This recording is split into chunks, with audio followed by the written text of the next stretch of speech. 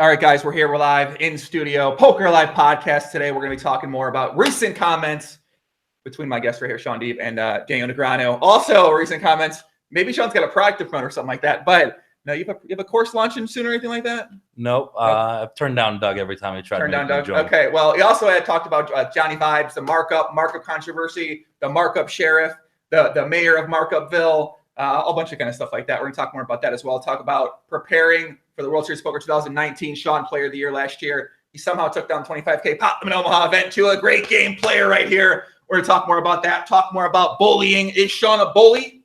I don't know. We're going to find out, right? But yesterday, guys, just remember we had Phil Nagy on the podcast. ACR CEO sat down in the hot seat.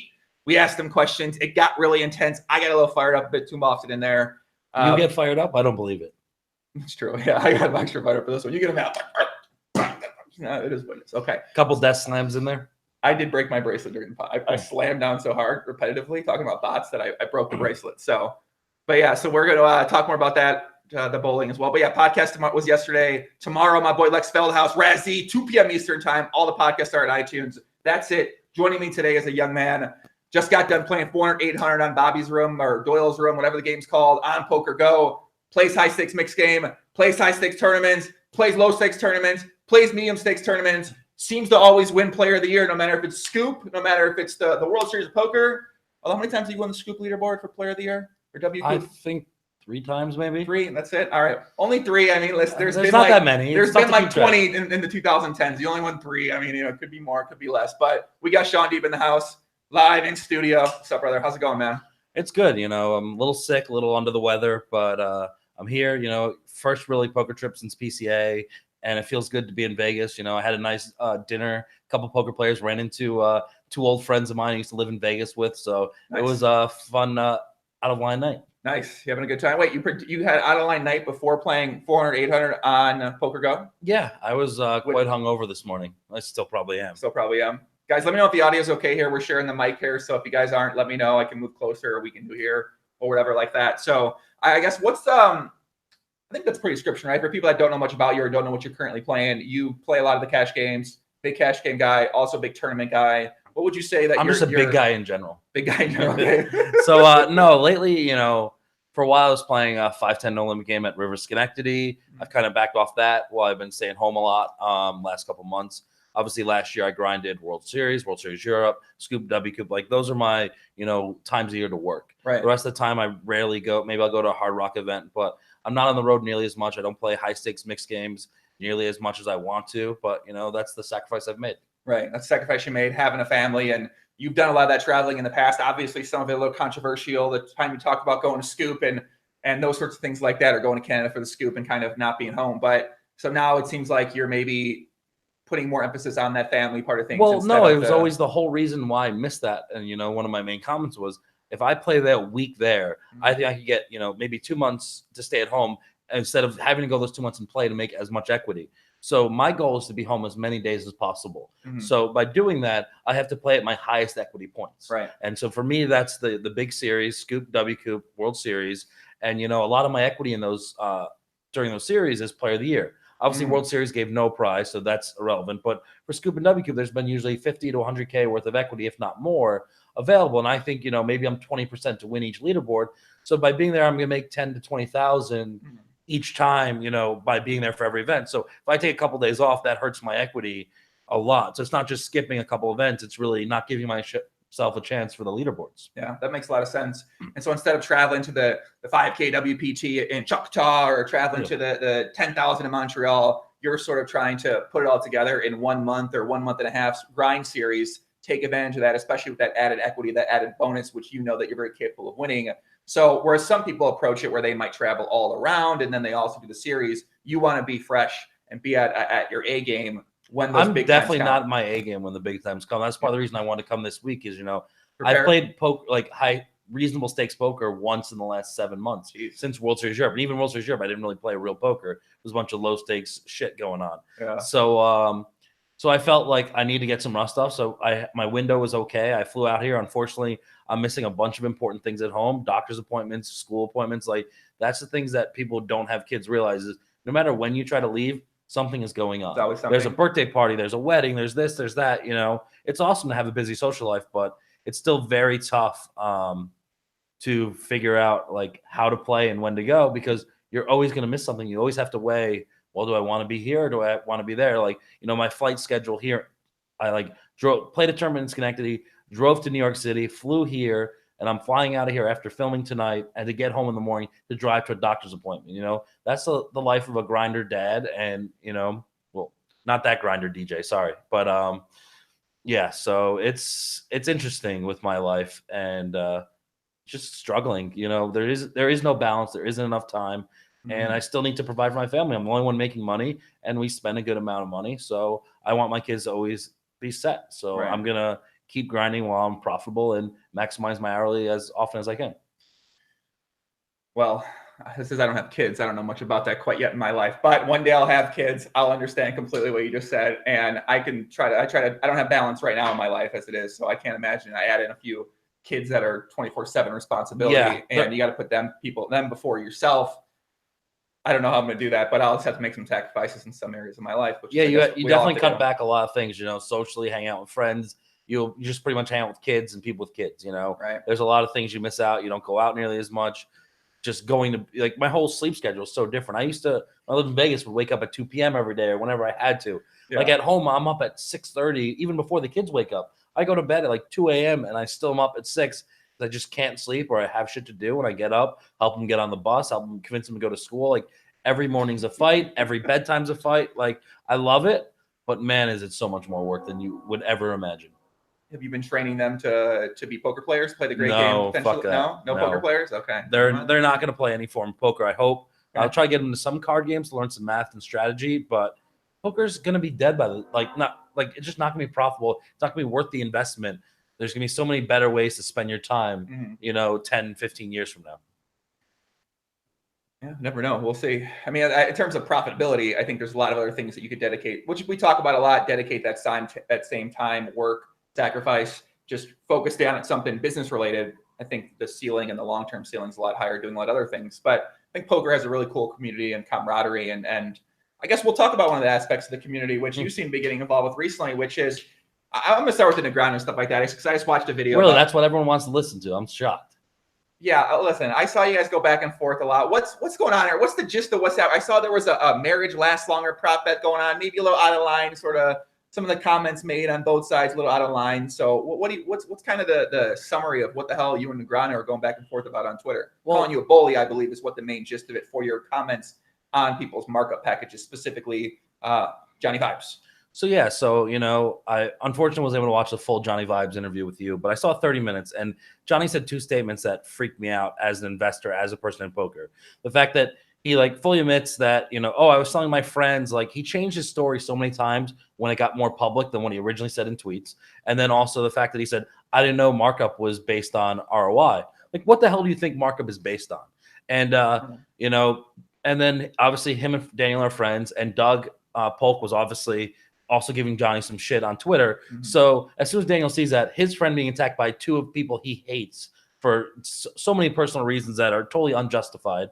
So, this is why he then gets involved. Right. And then the Alan Kessler thing happens that he gets involved in. And, everyone's like, oh, I'm being so negative. I've posted about 2 packages negatively, and there's 4 things I interact with people about positive packages. The Ryan LaPlante. Right. I thought the way he described it, the way he sold himself, the way he explained why he's worth that money was so much better than Alan Kessler's this is what I cashed for in the last 9 years.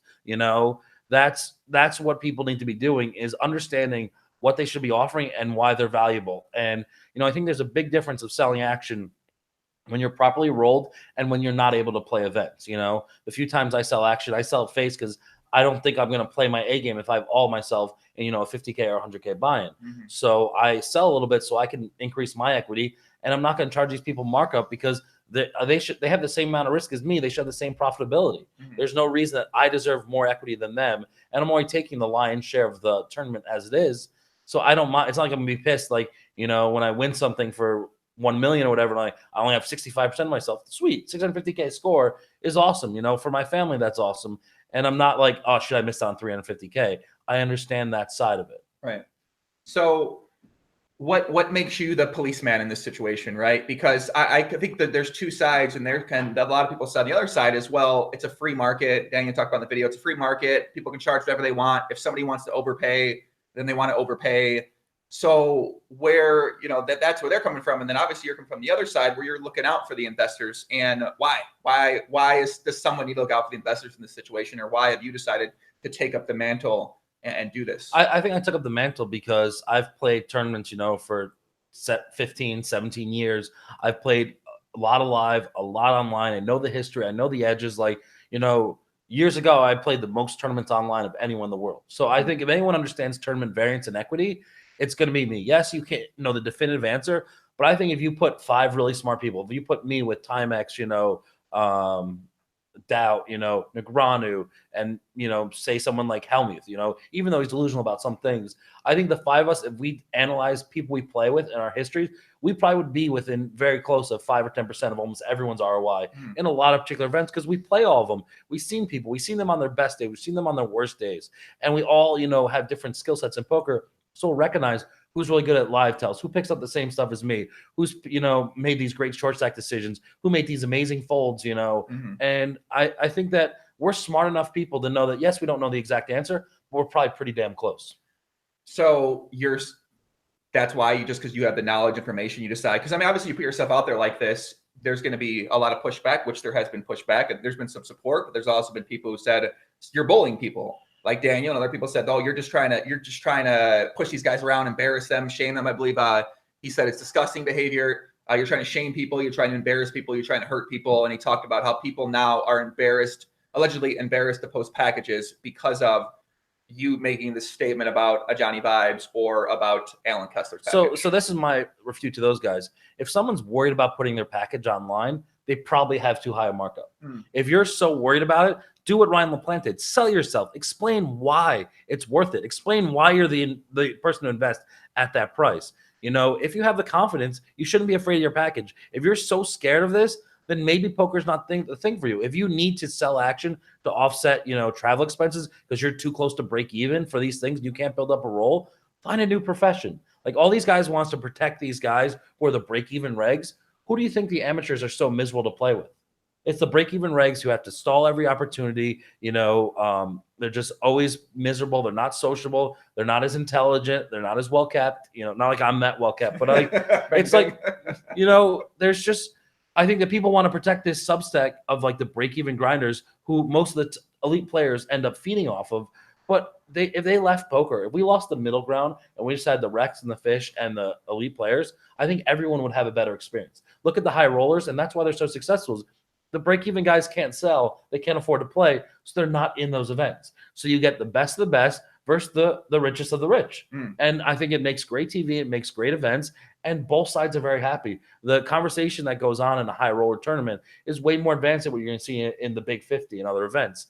And I'm not trying to protect these people who are charging markup just to live. If you can't make money in poker during the World Series, you should retire from poker. It is the most profitable couple months of the year. It's just true. It's just there's amazing. About study about it. We'll just go study more. Well, do something. Extreme, If you're not profitable right now in the World Series, the softest time of the year, if you're not profitable in the main event, if you're not profitable in the Aria 500 or whatever event you're playing, if you're not making enough money, like you can get insane volume nowadays. It's not like the sample size isn't proper. You can play 3 low stakes no limit tournaments a day throughout Vegas, and there's schedules to show you that, and you can get so much volume that you should be able to make enough money, and you should realize your skill level by that point. So, the idea of being a bully here. Do you think that? And also, I think they talked about your mannerism at the table or the way you handle yourself at the table. I think, Daniel, maybe there was a back and forth. He talked about how you intimidate people at the table with your activities and possible angle shooting. And you had talked about how you're one of the most ethical people, in your opinion, of the poker generation. What was the quote you have? One of the most ethical poker players of our time? Is it something like that? I don't know. There's been so many comments. There's been a lot, bro. But when he calls me the biggest angle shooter of my generation, when I make a prop bet with him for Player of the Year, because we both care about Player of the Year a lot. I think he's the closest in equity to me in Player of the Year, going towards this year. And I want to make a bet. And then he says the line of, I think you would cheat. You're Daniel fucking Negreanu, one of the biggest names in poker. And you're going to say that you think I would cheat. That is bullshit to me because I wouldn't cheat. Everyone who knows me knows I wouldn't cheat. Everyone we're both friends with knows I wouldn't cheat. You're just saying that to get a rise out of me, which you did. And it's still fucked up to take advantage of your platform to say something that is not true. There's no fucking way I could cheat on Player of the Year. We're way too public. We're both way too famous.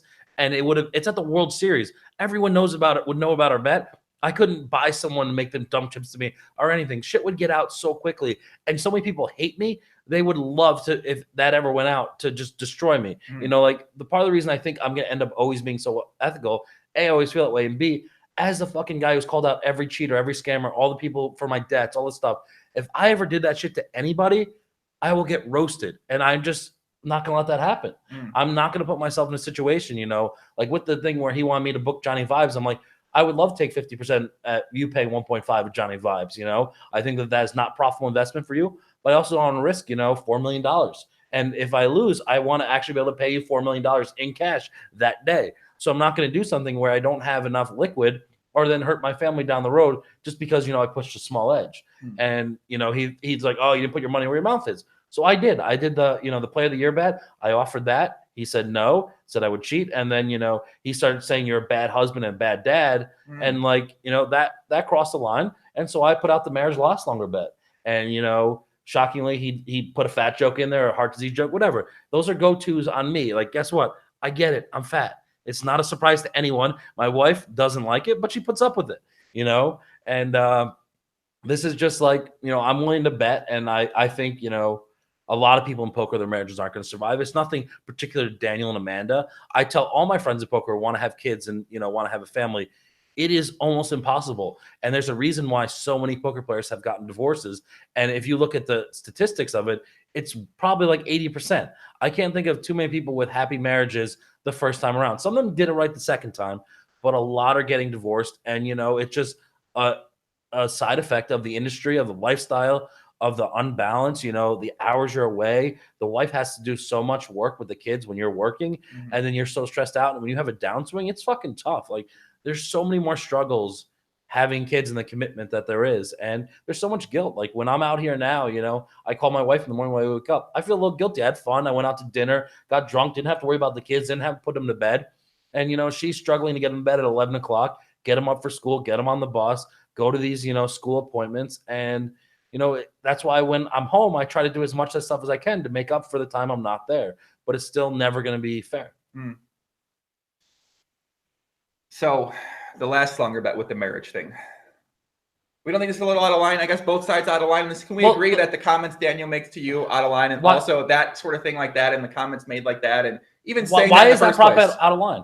Because all prop bets. Well, what about people doing the prop bet? Come on. He wants to talk about him, and I hope they do well. I think me and my wife. Do you hope they do well? Yes, actually. You sure? Yes. Because you said comments in the past that would lead people to believe you don't hope they do well. You don't think they're going to do well. I don't think they're going to do well, but I can still hope they do well. I don't hope. Here's one thing. I was debating whether or not to bring up this topic during the podcast.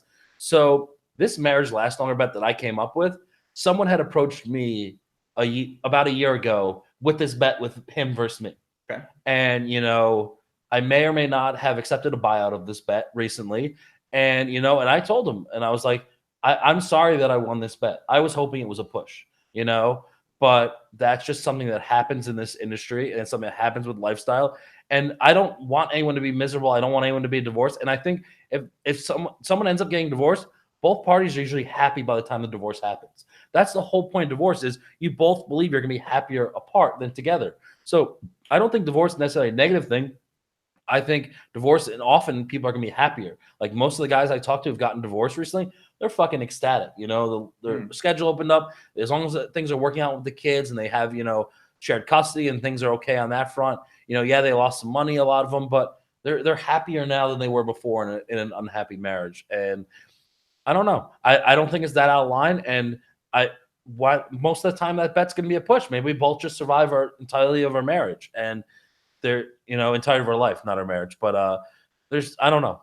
I don't think it's that bad. And, I was a little afraid when my wife got home when I put out that tweet, because she was actually playing a tournament for the first time in like a year in Schenectady. And I was like, by the way, I threw this out there. And, that's when she's like, whatever. and she put up her post because everyone was bashing me for different things. And this is what we do. And a prop bet, both sides think they're favorite. There's no markup, there's no odds needed for this prop bet. And if he wants to bet, I'm happily to put up, some equity to offset it. And if he wants to do a smaller amount, I'm fine with that. If he wants to do a bigger amount, I'm fine with that. I'm willing to bet. And I think that me and my wife have gone through a lot of struggles and a lot of difficulty with our kids and our families and our in-laws, and we're stronger now than we've ever been. And maybe in 6 months we're not, maybe after a couple of downswings we're not, who knows, but as of right now, I'm confident in my marriage. So I'm willing to put my money up. Is the bet going to go down? Because I saw some stipulations, negotiations going down. I mean, it's the ball's in his court. Like, and for this larger bet, I'm sure if we do it, we want to get lawyers involved to make it very crystal clear. Since I'm such an angle shooter, his lawyers can write up the agreement and we can, sign the documents and figure out the way to escrow in some way and go from there. Like, I'm willing to bet. I know he's tuning in. He's going to listen. And so, Daniel, if you want to bet, you have my number. We can talk privately. We can talk publicly. I'm okay with that. Yeah. I gotta be honest. I kind of like Daniel and Amanda as a couple, man. They're fun. They're out of line. He's posting pictures of his junk. He's grabbing his schlong for the PCA. I enjoy it from an out of line, entertaining perspective. It's like fun. I hope they work because he seems pretty happy about it. Seems animated about it. It seems like he really wants this too. So, do you know about the big game incident with them? No, I don't know. Okay. Things now. So there was an incident where while they were dating, there was something going on the big game set, and one of the PAs, a friend of a friend, basically felt uncomfortable in the situation with the way they were acting and interrupt. And there was actually a sexual harassment lawsuit. I believe that they lost, and there was a settlement. And this. So I don't know if they're necessarily that good. If some people are uncomfortable by what they do. Who is a alleged? Is this allegedly, or is this a? I believe there was a settlement. Who between who? Poker Stars and this person who worked for them. What? No. Any more deals? I mean, this is kind of a big thing. It seems to me. It's a big deal. And, I was surprised during the Me Too movement this didn't come out, but I think there was some NDAs signed. And, I don't really have all the details. I know someone out there can probably find the court details of this case, but it's out there, and so they've done things to make people feel uncomfortable because they're so overly touchy-feely or, doing other things. So, don't cross the line. Wow. Well, and no more details about what took place or anything like that? It was a long time ago. I don't remember all the details. And, the parties involved aren't allowed to talk about it. So that's up for, the investigative poppy and his crowd. See what you guys can find. Jesus, man. Yeah. I mean, that's kind of it seems like a pretty big thing to bring up there. I mean, I haven't heard this. I've never heard this from anybody. I've never heard this rumor or anything like that. So these are things like, he wants to say all these things about me, and I hope him well, but like, I don't think that they act publicly correct. I don't think he crossed the line. There was a comment someone made of Daniel was checking out my girlfriend on the rail for like 30 seconds. Like, that sounds like me. He thinks it's okay to be a dog. He thinks it's okay to just basically, I fuck someone, and I don't, I've seen him interact with a lot of fans, and he's great with a lot of fans, but he also, might cross the line on being too touchy-feely, too aggressive. And, I don't think anyone's going to ever call me out for that, And so I think that he's got other lines he crosses. It's getting serious, bro. I don't know, man. Anything else you want to say about this particular situation with this subject here? I mean, I don't get that. Like, man, Negreanu's such a heated feuds. Like you and him, and now like him and Negreanu in the past, him and Mason from 2+2, and obviously he's got a lot of people that love him. So all these people get in fights. What was the statement like? If you're always stepping in shit, maybe like you're the shit. I don't know. There's some statement of like, if I don't know. I'm so bad at these things, but like I think that he's gotten in quarrels with a lot of people who don't get in fights. Yes, I get in a lot of fights as well. But I got in fights with Kasuf, #King, all those idiots. They're out of poker. Maybe the same thing will happen to Negreanu. Who knows? I mean, I do love him as an ambassador. Come on, he said. I feel like he could be doing a lot more in terms of promoting poker, especially when I look at how other ambassadors, even like a but he doesn't protect the players. Poker. Like I mean, look at all the Supernova Elite shit, all the stuff with Poker Stars. He's a good ambassador in person, but how much does he really do the work behind the scenes? He claims he has the players' backs. He claims he's protecting those people. He's doing this great service. He didn't. A lot of Ike and a bunch of other great players and great ambassadors for the game left Poker Stars. They stood up and said, I don't care how much money you pay me. I'm not doing this. And he's always taken the money, and he's always, made his pockets fatter. And he has enough money where he doesn't have to do that anymore. That's why he's not promoting poker as much anymore, because he doesn't need doesn't need necessarily have to do it. I think he should do it just out of love of the game if that's what he wants to do. If he wants to leave poker, but don't just take the checks from poker stars and let them keep hurting players and keep doing all these things to hurt the ecosystem of poker. Stop being their their face of their site if they're doing things that you disagree with. So if he's actually not smart enough to realize the things they've done have been bad for poker, then he's not as intelligent as I think he is. Yes, people in the chat saying, "Come on, Joey, he's not a good ambassador." I mean, I'm going to disagree. I think on some areas, as Shaun pointed out, I'm sure a lot of us would like to see a different approach and a different tone to things, maybe the more of the Doug approach and the Doug tone that he has to speak out about those changes. But at the same time, I think we do have to acknowledge he does do a lot of good things. You mentioned in person. Anytime he's around the World Series, man, he's always he's doing pictures with fans. Like he does a lot of things great. So does Hellmuth, and there's a couple of but I think that there's so many opportunities he's had to help the industry as a whole. Like one-on-one fan interactions, yes, he's great at that. But there was more that could have been done. There's more that protection that could have been out there. And if he put his foot down, I think they might have changed, right? Yeah, I mean, I think he, whenever he makes posts, I'm always happy because I think he's one of those influential people in the space, and the companies listen to him, the fans listen to him. A lot of people out there really respect his opinion on a lot of things because he's a very smart guy. He's been around poker for a while. He knows a lot. So I do like it. He put up a video the other day, I think it was yesterday actually, and he made some announcement for a World Series poker idea. He's giving away pieces of packages, no markup, something of that nature, so people get to buy it. And obviously, he's been a very winning player, so I think this will be a very great and fun investment for people out there too. Yeah, I mean, he posted what she put as markup, and I was like, if you're doing it to engage the fans, just don't charge markup. You can see my tweets. There's a couple of them in response to his poll about that, and I was just like, if you're gonna sell 20% of them, you're losing most of your equity of that 20%. And obviously, if Daniel wins all these, if he won 1,500 no limits, it's not going to affect his bottom line. Like Daniel has so much damn money, rightfully so. He's a great poker player. He's earned it. He made a bunch of money when PokerStars sold. He had stock options. Like great for him. So if you're set for life and you're doing this, like just like when Bill Perkins sold, don't charge markup because all that markup is going to your pocket. If you're going to sell 20% one way or another, don't try to get half your equity of that 20% because that's a few $100 per tournament, and that's not going to affect him. Like he probably just drops a few $100 every time he walks out of his house, and I just think that I'm happy he didn't know markup. I know he doesn't ever want to give me credit for it, but I think the discussions that we had, he understood that, he could get that equity. Yeah, people would pay 2-0 and 2-5. People would probably pay 5-0 just say they have a piece of Daniel Negreanu. Like that's the story they want. So, but why charge it to them? Why take money out of people's pocket that's way more of their net worth, and it's going to be literally a decimal point of your bank account, Well, I think the comment section on YouTube, comments on Twitter I've seen are all applauding it. Nicest guy in the entire world for doing this, great idea and stuff like that. So it does seem like that had the effect where the fans are really engaged with that and really do love that and enjoy that. The only issue I have with the way he's doing it is the payouts are going to be miserable. So I think some of the sites, maybe one of them the staking sites will end up not charging VIG and let him do it because for Daniel to pay out pieces to that many people, Venmo, this person, that, it's going to be very complicated. And I hope he finds a system so people get paid quickly because, some of these people might invest a decent amount of money to them. And I think everyone who can buy a piece should buy a piece. It's an amazing buy. Daniel's an amazing player, and he's going to try his ass off. And that's great for poker because if it ends up being a player, if Daniel wins Player of the Year for the third time, that's a great storyline. I agree. And I wish him well. I think he's part of his comment about worried about someone getting two. I'm probably the person he's worried about. He doesn't want to be tied with me in anything.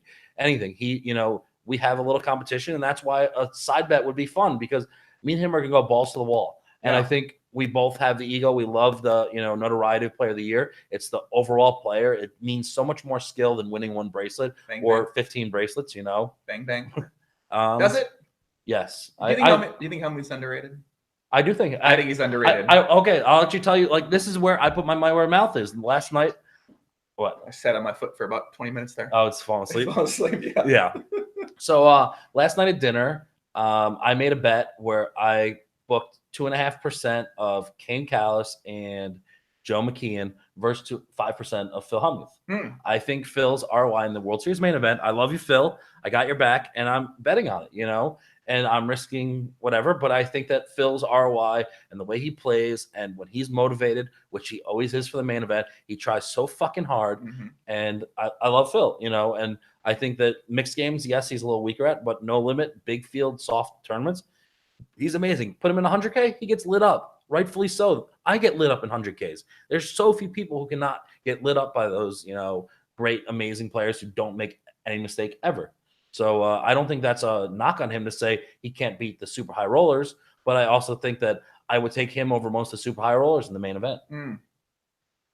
Yeah, I think we've seen Hellmuth's ability to navigate these deep no-limit fields, and I don't know how much he's playing right now or working at his game. I imagine he's probably playing a lot of cash games. Hopefully he's going to fly in and play on Doyle's game today with us at Poker Go. Do you think that's going to happen? I try to get him to come. I said, Phil, we haven't played cash in a few years. I'm flying in. Can you try to make it? He said, I was going to tell him no, but if you're going, I'm going to, keep it as a maybe.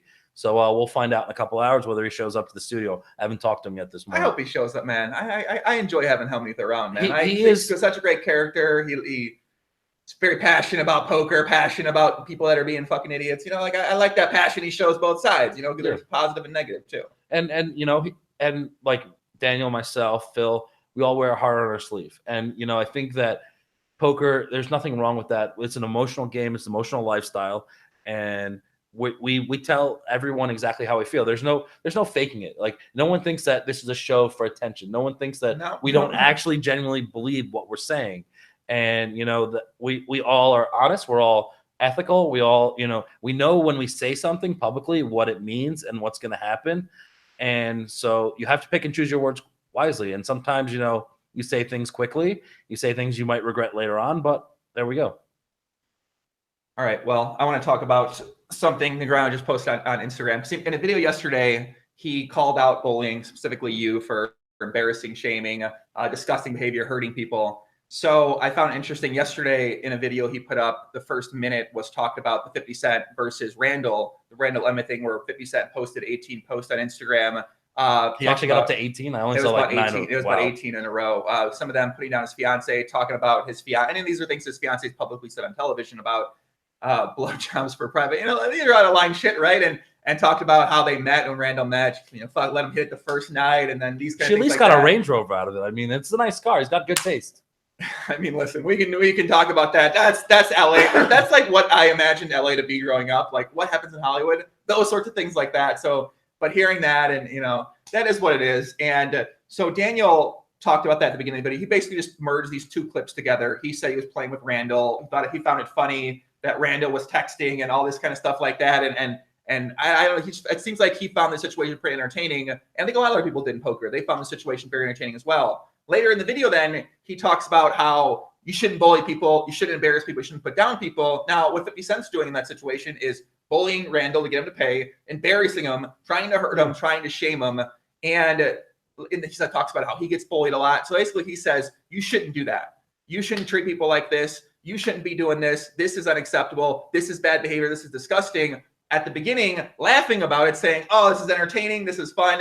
Promoting it out of context, too. Not really saying, okay, this is why they were upset. Did he end up paying them? Yes, he did. He owed him money. They're longtime business partners. So there really was no context. So now 30,000 people plus watch his video. They see that at the beginning. What do they think they're going to say? Look at this. Look at this girl. Wow, what a oh damn, Daniel. You're right. That's so funny. So Daniel's being a hypocrite. Wow, that's never happened before. I'm not saying that him posting that is him bullying himself, but what you're doing there is you're endorsing that activity from someone else. Look, if you do this to someone else and you treat them this way and people find it interesting, I'll promote it at my video. I'll put it the first topic here, but later in the video, I'm going to say, you shouldn't do that. So I'm not saying Daniel's bullying anyone with doing that post and the way he said it, anything like that, but you're supporting and promoting the actual activity itself under the guise that, this is news because it's a relevant topic because Randall is a crazy player in the poker world and 50 Cent's a rapper, but then later just saying you should not do this. So it's like, it's okay to do it if somebody's loud and obnoxious and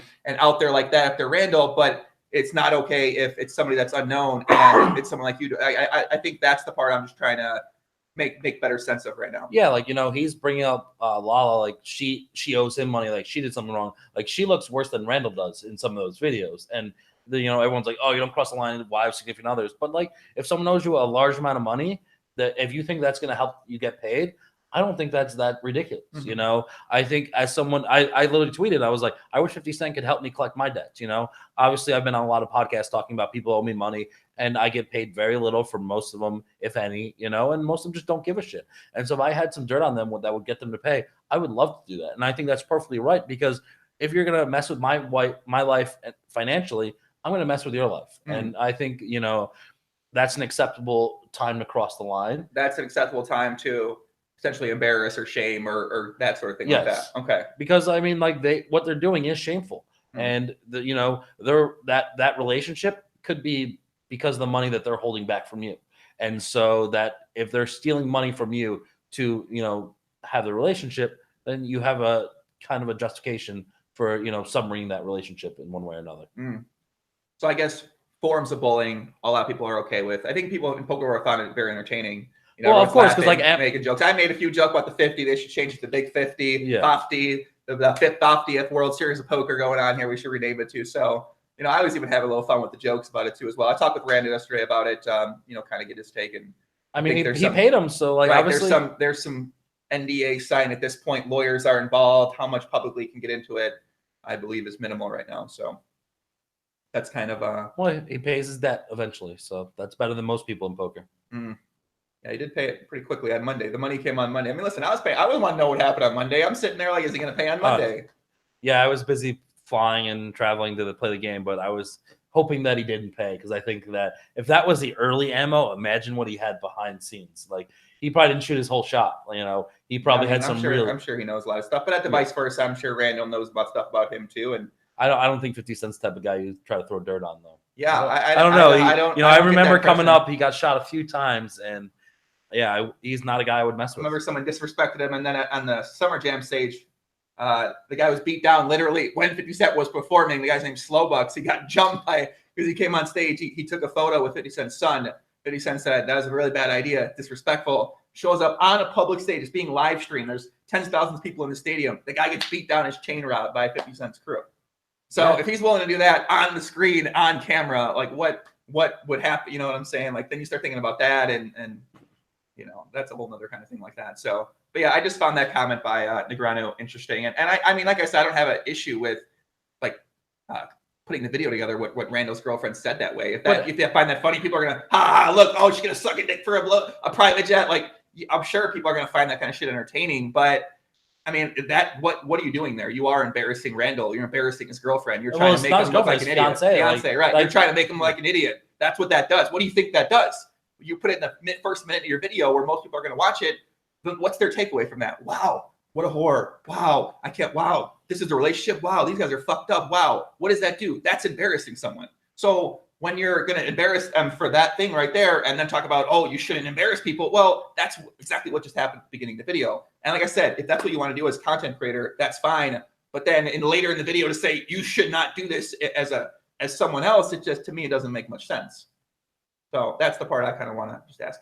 Yeah, I mean, Daniel's obviously bullied a lot of people, including myself. And there's, when this feud happened, I had, multiple, probably 10 to 20 people text me different stories about Daniel bullying them, stuff that they don't want to go public. Because guess what? He doesn't back down, and no one wants to start a fight with him because it's just not worth it, And so I'm one of the few people willing to stand up to him.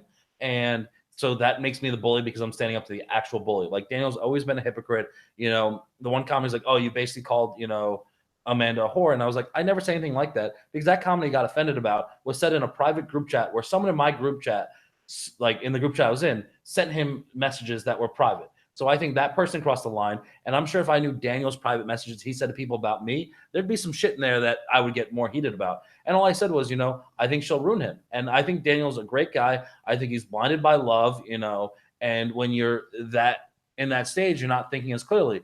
And, they had a relationship a decade ago. It didn't work out. People do grow, people do change, but I don't know if, he's at a stage right now to settle down. Like, he loves his life. He loves his dogs and all stuff, like to have a wife. And he talks about having kids. I told him a couple of years ago when I had kids and I was like, Daniel, you'd be a great dad. You should have kids. Like, no, I'll never do it. Mm-hmm. So he's had a complete change of heart. And me and him have had a lot of one-on-ones throughout our careers. And, I've gone to him for advice at different times. I think he's been very helpful. He's been very good to some of my close friends. And I think he's done so many things positively. But I can say that my best friend, Dan Wyman, I tell him all the time, like, I thought him and his girlfriend, now fiance, shouldn't have got married. I say this to multiple people, and pretty much everyone asked me, should they have kids and should they get married as a poker player? I give the same advice. So he's thinking it's personal towards him and Amanda, when I've given that advice to almost everyone who's asked me in that situation. So if you want a Did reason, he ask you? Did Daniel ask you? no. Okay.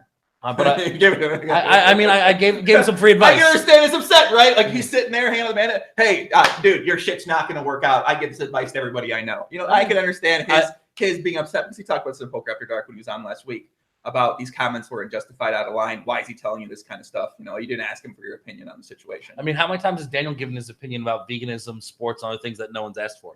Interesting, good point. Okay, I mean, like these are points that one can't argue, right? I mean, I'm sure Daniel might have an argument or defense to this kind of thing. I mean, like that too. I can't speak for him on this situation. Yeah, I don't know. You know, he, as one of the most outspoken people, as one of the person who forces his thoughts and ideas down everyone's throat, unjustified. Like I made one comment, he's made hundreds and thousands, and you know, and he's done no wrong in his eyes. He thinks he's the actual morality police of poker, and he's not. You know, he's been always biased. Like you think of the Lindgren situation, he defended him, he kept it quiet, he paid off debt, did all this shit for him, and then as soon as Mattis does something, he like blows up Mattis out, and he's laughing. He thinks it's so fun to embarrass him. Mattis out, I love the guy. You know, he's got his issues mentally, and you know, struggles financially.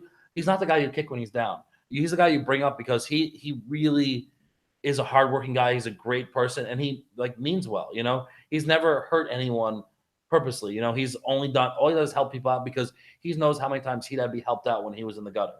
You know, and so to attack him the way he did is just wrong, and to laugh at. And Daniel gets so much enjoyment out of making other people miserable. And so who's the bully if that's what he really does and what he gets enjoyment out of?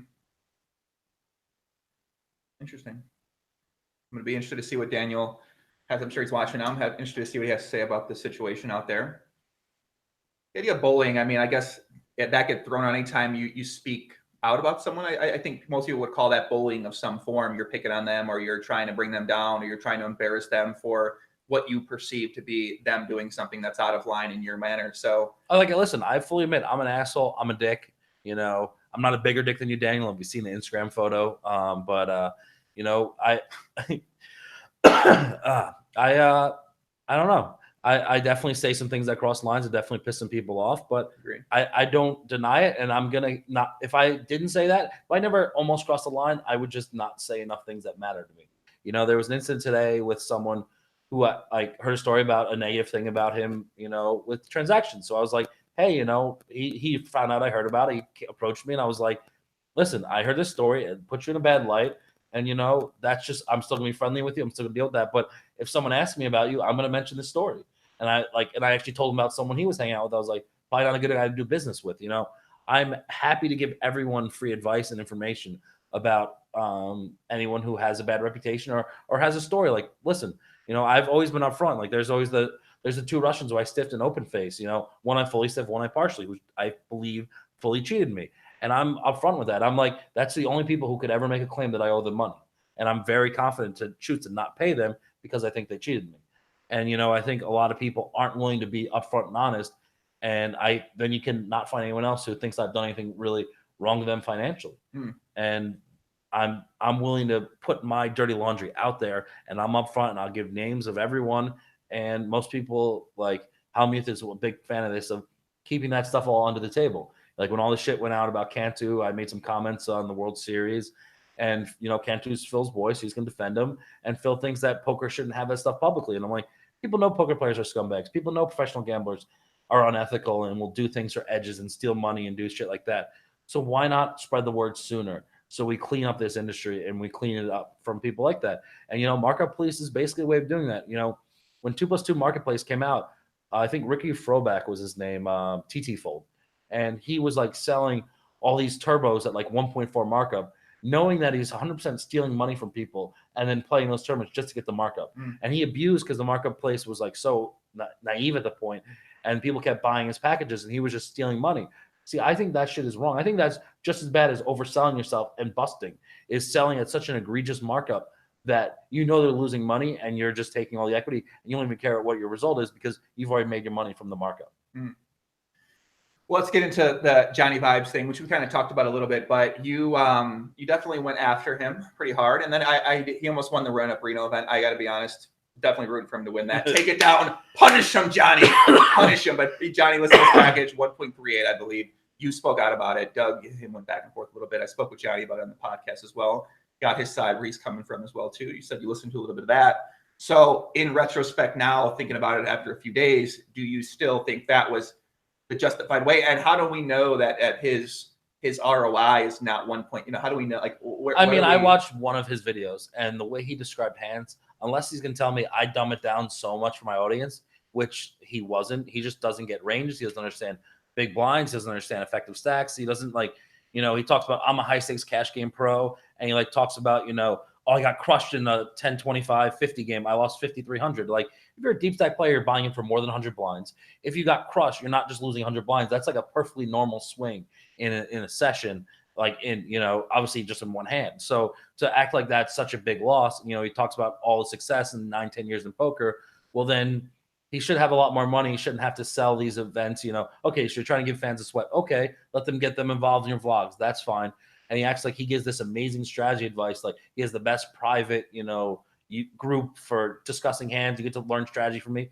He's not a high level guy.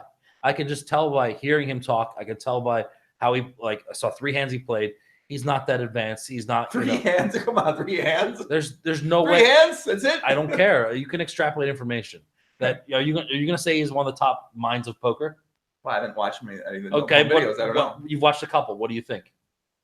I don't know much about him. I don't know. I'm not no sample size is too small. I mean, he's been playing he's been playing professional poker for a long time. Okay, and so is almost everyone in our industry. It's true. So to me, someone playing cash games for that long, I at least take it that they're a winning player and know what they're doing. Do you see his results? No. So do you that assumption then you're saying by me? Yes. Okay. And listen, when you play live PLO with someone who sits on a table, if they shuffle their cards and do something or play a hand one way in 3 hands, are you making reads based on those 3 hands already? I am, correct. So why are you not doing the same thing with Johnny Vibes? I don't really care too much to make it. But that's the whole point. We extrapolate on limited sample size. That's most of our decisions in poker and tournament poker. You have very small history, very little knowledge, and you need to try to figure out as much as you can from the few things you've seen. And the few things I've seen about Johnny Vibes, I don't think he's that good at poker. I'd be shocked if he's even a winning player at stakes above 2.5. And, I definitely don't think he's a winning player at these tournaments. And that's why, I booked him at 1.2 with someone in the main event. And, why I want to take more of the action with Daniel at 1.5. Yes, he's probably working on his game, but I don't think he knows the right people to talk to work on his game. Clearly, if he hasn't improved in 10 years, his circle of friends are probably not that high level. I think we're making some assumption. 3 hands. I mean, we can make a base assumption, but when someone sits down for 3 hands and they play for 2 hours, then your assumptions start to change. As you know more information about them. I heard his whole thought process in those 3 hands.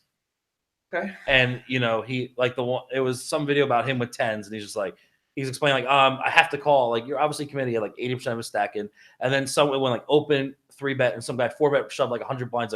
He's the chip leader, I'm second. How's he not saying, you've been at this guy's table for a couple hours. How did he get first in chips? Was he playing loose? Was he playing aggressive? Does he understand this? Is he a 60-year-old dude? Does he look like he plays professionally? He's I have queens and I fold. And you're not gonna have a better spot to win that many chips. Do you think that guy ever does it with aces or kings? No. You think he does it with ace king? Yes, a lot. You think he does it with worth pairs? Yes. So therefore, you break down the range. You're just I have to call with queens here. I'm ahead so often, and also you think about the card move of the opener and the 3-better probably have ace or king X a lot. So even if he does have ace king, your equity in general is usually better because there's been so much action prior. And so that's what high level players do. They break down ranges and they figure out, oh, this is a massively profitable situation. I call. And then he's and when the guy shows 7s, he doesn't think, wow, I had such a bad understanding of his range. He has pairs as low as 7s in it. So if it's 7s plus ace king, I'm, a huge, huge favorite for a ton of chips. I need to be calling there. He doesn't even come to that conclusion. And there was the other hand where some guy Cole called a 3-bet and the flop came king, queen, king 9-8 or king 9 something. He had 9-8 offsuit. And the turn was, what the hell was it? I think it was king 8x. And, he had 9-8 offsuit and the turn was a queen. And he's yeah, he definitely would play jack 10 like this. And he cold called the flop where jack 10 had nothing. And and he's he doesn't even name a range, he just names one exact hand. And then the guy, check folds the turn. The guy shows jack 10. He's yeah, I knew he'd play jack 10 like that. That's not thinking of range versus range. It's not thinking of frequencies.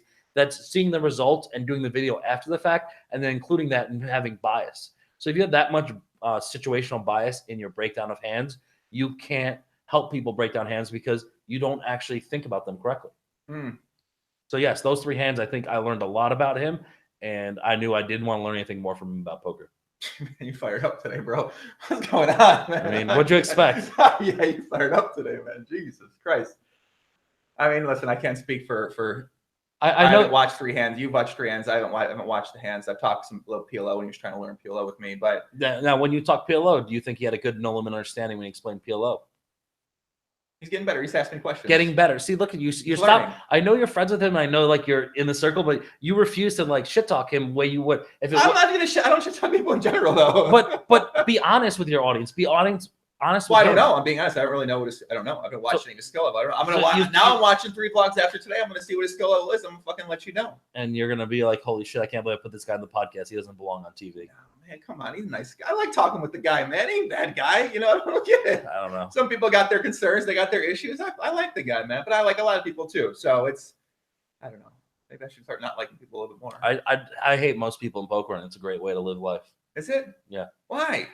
Because most of them are scumbags. Most of them are pieces of shit. You embrace that about them, though. It's scam. It's poker. This.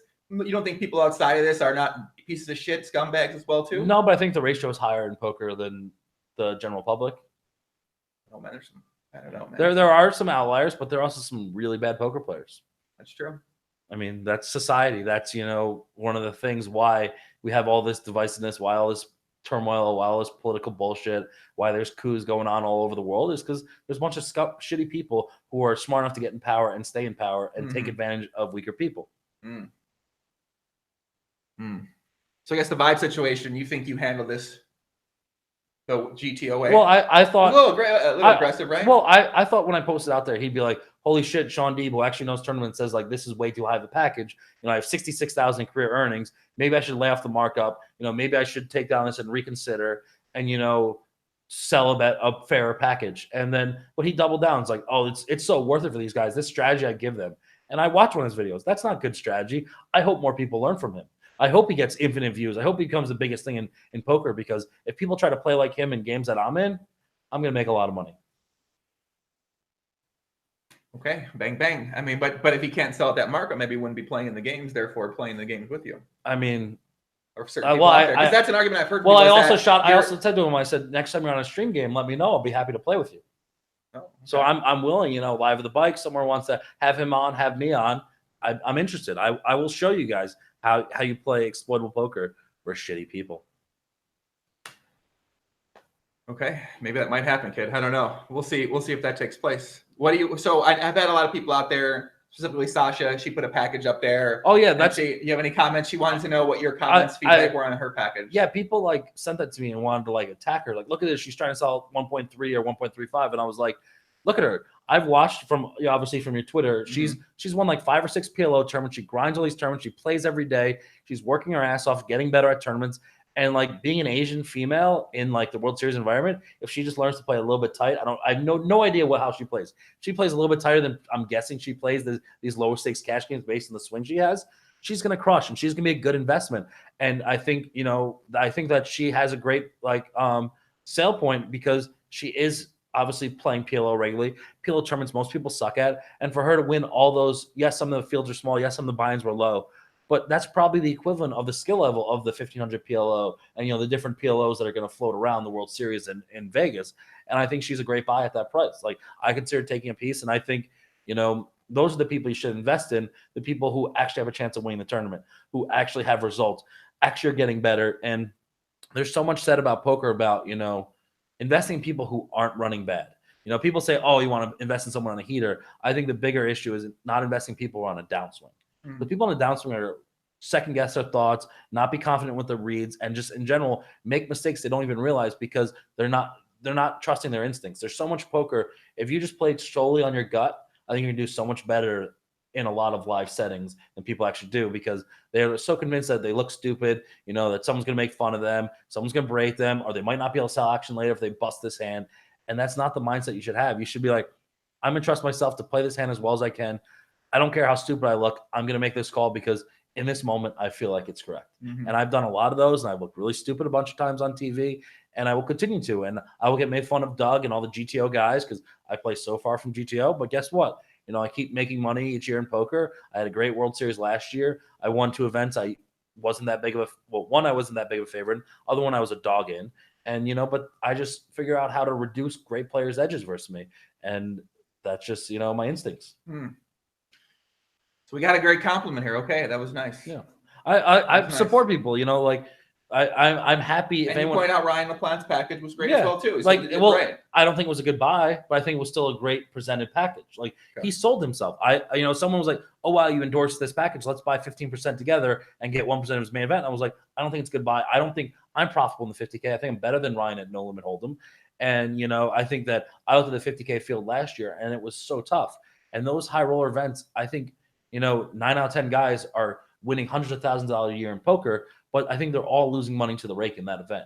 And so I think that there wasn't enough amateurs. It's kind of was at last year was at a goofy time after the main event. A lot of the fish just weren't there. And, you have 150 people with 125 being poker players who won 100K probably already that year. So like you think about that, where the hell does the ROI come from? Where do the edges come from? How does anyone offset, 3 or 5% rake, whatever ends up being for that event? I don't know how they offset these kind of things. Tournament world to me still very foreign. I played one tournament this year, 25K PCA. I never want to play again. No Limit Hold'em tournaments. It's just very, very weird game. Pot Limit Omaha cash games, very beautiful game. Pot Limit Omaha tournaments, very beautiful game as well too. You obviously seem to be pretty great at Pot Limit Omaha tournaments in general. We talked with Foxton on here. He said that he thinks if you're a great tournament player that you have a big edge, even if you don't necessarily know PLO that much, but you have a big edge in these PLO tournaments just because PLO cash game players like myself know how to play deep stack well, but aren't very good at the shorter stack games. That's actually a conversation I've had with Foxton directly, and with Chance, when Chance coaching him, like we've talked a lot about that. And I will say, like, I will take a great tournament player who's okay at PLO than a great PLO cash game player every time. In the 25K I won, there was like 3 hands with 3 tables left where guys who beat 200, 400 no limit made mistakes that cost them their stack because they called a raise and called a 3-bet with a hand that has the direct equity, but you just go broke too often, and people's squeezing ranges are so much narrower that you're just always going against aces, and like you're just getting in with a pair and a gutter and a backdoor flush draw, like you're just not against possibly the nut flush draw, and just there's just so much weird shit going on where they don't want to fold out equity, but they end up busting themselves out of the tournament and not understanding ICM, not understanding how tight to play, not understanding what hands you need to open fold in early position, and just kind of that's the one I need to figure out. If you can teach me 20 and under big blind early position strat, probably just fold most of the time. But that like 10 to 15, 10 to 20, like that's the part for me that I know it is so tough. I don't even know how to really necessarily get better at it without just playing a lot of tournaments. I mean, you can kind of do some of the math and the ranges, but the advice I can give you to that is what's so important about those 15 big blind opens is who's in the big blind. Like, because if you have someone weak in the big blind or someone who's very tough in the big blind, you're going to have to decide between min raise or pot. Right. And that's, a 2 big blind to a 3.5 big blind raise is such a massive difference of percentage of stack when you have 15 big blinds. When you have 15 big blinds, you can min raise fold. You can pot fold to a few people, but it's still like grosser. And you just basically figure out, is it worth it to go after these 1.5 big blinds in the pot? Like, am I, and then the flatting ranges are so narrow behind, you're going to go against really strong hands and really strong ranges and be out of position. So it's not very fun, but you basically I base my opens on the big blind usually, or like the big stack who's playing too many hands. Yeah, I guess just for me, I wish that there was more experience you could get in these tournaments like that. But obviously in No Limit Hold'em, you get this stack size often for many of the tournaments you play. Whereas if you're just not playing many PLO tournaments, and a lot of the PLO tournaments are so short that they don't really have that late stage. And a lot of it, everyone has like 5. And so what happens is a lot of people have like under 10 big blinds. Whereas in these World Series events, the better ones, that's not what the case really, because a lot of people are deeper, and maybe there'll be a few between 10 and 20, and there won't be any sub 10 big blind stacks. So basically the biggest issue with PLO tournaments is the lack of antes. And when you get towards the bubble, the discrepancy of stacks becomes so big. And, the 25K, I got lucky that I like moved a table, won a key pot, and I became the chipper in my table. Then I just got the bubble lasted 3 hours because there was a couple stallers out there. So we had a 3 people off the money. We had to start the bubble. And so it took like 3 hours. We played like 50 hands, and like I probably won like 45 of them. Ben Yu got second, said he won 46 hands straight, like some ridiculous amount. And so when that happens, when the bubble bursts, you have all these 3 and 5 big blind stacks, and the game just changes, and they just all keep getting it in, and it's like so goofy. But There's really no way to stop that. It's just kind of even if you have aces, you have 4 big blinds, and someone has 2 big blinds, they're going to be posting the big blind next hand. You have to fold aces, and people have learned that. And once that you realize that people behind you can't even play aces, you can just raise every hand. It doesn't matter what you have. Fold aces, 4 big blind. Yeah, I mean, if you're on the bubble and there's a 2 big blind stack, you have to.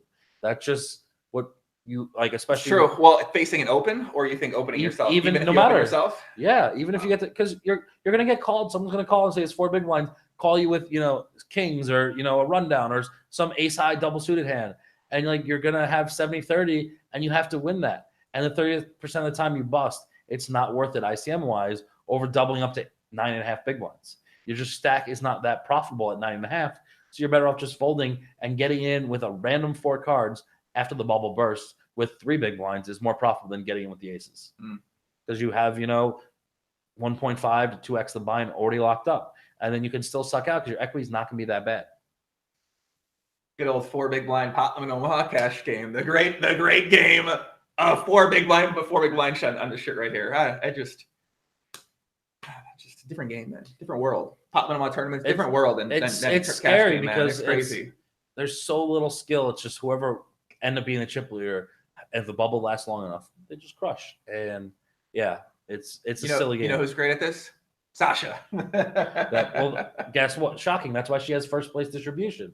I know that. I can see that by the results, that I know she probably plays very aggressively, and you're going to get first or nothing. But where's the most money in tournaments? Up top. Exactly. And that's why, online I had a great ROI. I had some of the lowest in the money rates of most of the pros, but I had one of the highest ROIs because my first place distribution was massive. When I made the final table, I had way more first. When I got 3-hand, I had way more first. Every stat broken down, I just always played to win. And, the way the payouts were back then, it was justified. Now, payouts have gotten a lot flatter, so the game's kind of adjusted. It's probably better to get more thirds, but, you still need to get to third. You still need to win a lot of pots. You still need to steal blinds, That can be the transition to, the Alan Kessler buy, Alan was, advertising that him selling action is so great because the structures are getting better. The nittier you are, yes, the structure is better. You have more chips, you can fold longer, but no one can give you action. You're still going to bleed, and you still need to pay more blinds in general. Mm-hmm. So you need to accumulate enough chips to be able to offset those blinds later on. If you're never gaining chips, you're just not going to win. I had a great line on Alan last year. I said, Alan, have you ever been the chip leader overnight of a World Series event? He thought, and he said, no. This guy's played maybe 300 events, made infinite day twos based on his style, and he's never been the overnight chip leader once. How can you invest in someone who's never done that? Now, the funny thing is, this happened in the middle of last year. He actually broke that streak at the last event, the closer, going from, I think, day 1 to day 2 in the flight he was in. He actually had the overnight chip lead. The first time in his career in a no limit tournament hand. And all he did was get big hands. And if you don't give yourself a chance to win the tournament, you're not going to be a good investment. And Alan, I also think, he's bragged to me more times than Phil Hellmuth. I said this line, people don't believe me. Alan has bragged so many times about how wealthy he is to me. And I believe him because I know the lifestyle he lives. I know how he penny pinches. I know his value he finds in slots and elsewhere. And if he's willing to grind the high variance of, video poker slots for a 0.25 edge, or I don't even know how high his edge goes up in that. When he's willing to sell these tournaments, he doesn't think his edge is that high. If he's going to push that small of an edge there, he's going to push that small of an edge in these low stakes tournaments when he's completely properly rolled for. Bro, you really are the Markup policeman. You got a great understanding of this kind of stuff. It's interesting to hear you talk about it because you put it in a way that I feel like it's easy to explain, easy to understand. Even for me, who's not as familiar with the subject topic and the knowledge, now I understand a little more about it too when you explain it like this. And this is, on Twitter, and I suck at writing. Everyone makes fun of me for my lack of punctuation. I'm articulate when I speak. I can't write for shit. I'm sorry. I've tried to use punctuation. I just can't do it. So I rather get all my thoughts out there and hope you can interpret them. Mm-hmm. And, when I get to do a situation like this, explain more clearly why I think things are bad. And, I go back to I think there's such a big difference that people need to sell to play a tournament, sell to afford travel expenses, and sell for the sake of selling for markup, and people sell for the sake of reducing variance. Those are 4 separate quadrants where all the markup should be different based on the reason you have markup, and say, your wife and kids are at home and you're missing a week of work. You need to offset that money. So you might be profitable, it might be break even, but you're going to do the markup to, offset So you have some money in your pocket, or you have, you only put up 50% of the buy-in, but you get 65% of the equity. So like that's the main reason why a lot of people do markup, is to get more equity of themselves. But the super wealthy guys are just reducing variance. They want to play a smaller tournament. Why are you charging markup? You're already going to have 80% of yourself, and you don't need to. So like the few times I sold last year, which was, the 50K, the PLO I actually sold a little bit too. And there's another 25K in Florida I sold to. And I sold at par. And my friends, were happy to buy. And I could have charged them markup, but I didn't. Mhm. I don't think that's right. And I would expect when they sell to me to also not charge markup. I think that's, we're all there to reduce each other's exposure to one exact tournament. So we could have swapped. I could have swapped a couple of them, but they suck at poker. And they don't suck compared to me in these fields. I thought they're worse. So I'd rather sell their money at face than swap. I know. What? I'm not saying you're not lying. I don't know who you're talking about, but it makes sense. I mean, I'm sure, but you also think very highly of your own skill level. Yeah, the way you rate yourself seems to be pretty high in most of the fields that you play, I would imagine. Yeah, okay. I think I can figure out a lot of things versus a lot of players, and the people better than me, I can figure out how to reduce their edge. That's always been my main thing. I'm if I'm playing Ivy heads up, I'm gonna play super high variance, get it in light, 3-bet a bunch, make him have to make some decisions, and I'm not gonna just try to limp every button and let him grind me down. I know that's gonna happen. Well, we got some comments out here. Johnny Vibes in the chat. He said, Deeb, Deeb, you're quoting you. I play so far from GTO. People make fun of me, yet says, I don't know high-level poker. I can't even bite my tongue at this. It's so hard not to laugh. So basically saying that the way you're speaking about his skill level is similar to what people might speak about your skill level. From Doug makes a video. But I actually have results. He has no results. So at tournaments or cash games. I will bet I've won more money lifetime in the cash games. I bet I won more money. Well, I mean that's you're also a great winning player, very long time player, one of the top players too. I mean, I'll show you. Johnny, I'll show you my results if you show me yours. Right. There you go. So that's what you just want to see the results. Once you see those results, then now you show me. If he's somehow making as much money he's trying to claim, then man, he's in the softest games ever, because he's not that advanced. I'm not GTO, but I'm still high level. He doesn't understand the difference that he's not around poker enough to the high stakes guys to get that. And Bryn Kenny's a good example of that. He's super not GTO, but he's had amazing success. Great results, yeah. And he plays against the grain of everyone else.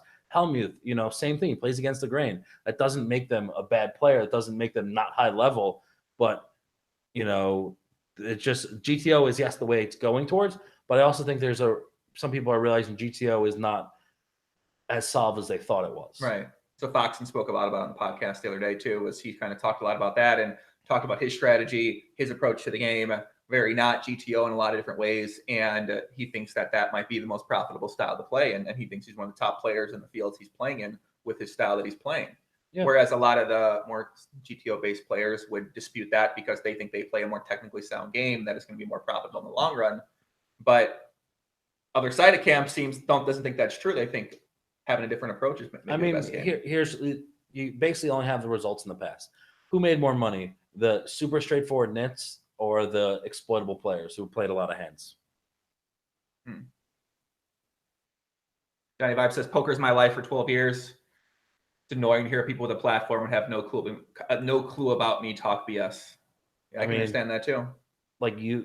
You don't have a clue about tournaments, and you try to sell money to people, and you try to convince them to invest in you because you can't afford to play on your own, and you want to return all this great favor to them. You want to put them in your close friends group. That's bullshit, man. You're just selling the pipe dream to these people, and you're not even the dream. You're just not. You're not that impressive at the game. If you would have, I would have known. You would have been on my radar before this last month. And I know everyone in poker. Everyone? All the good players? Of people who claim to be high stakes pros. Okay. I think I haven't stumbled upon them or played in them, or I know people who play with it. You know what I mean? Uh-huh. He just got nominated for a vlogger. He has a small following, and he plays in these underground games, but he's not where he thinks he is. He's lying to his audience saying that he's a high stakes poker pro. It reminds me a little bit of some of the stuff with Torelli. He claimed he was way more successful than he was. Claimed he was Didn't he do well at poker, Torelli? Yeah, 8 years ago. But he's trying to sell he still was great at the game. And when I played the cash games with him, I didn't think he played well, and I think he made a lot of mistakes. He even admitted in some of his videos, I played really bad here. But I don't think there's as much understanding of the current climate of the game. And like that's why I think I'm like going to be rusty on the summer. Like you take 7 months off and you don't play against the best players, they're going to be doing some things and changing some stuff.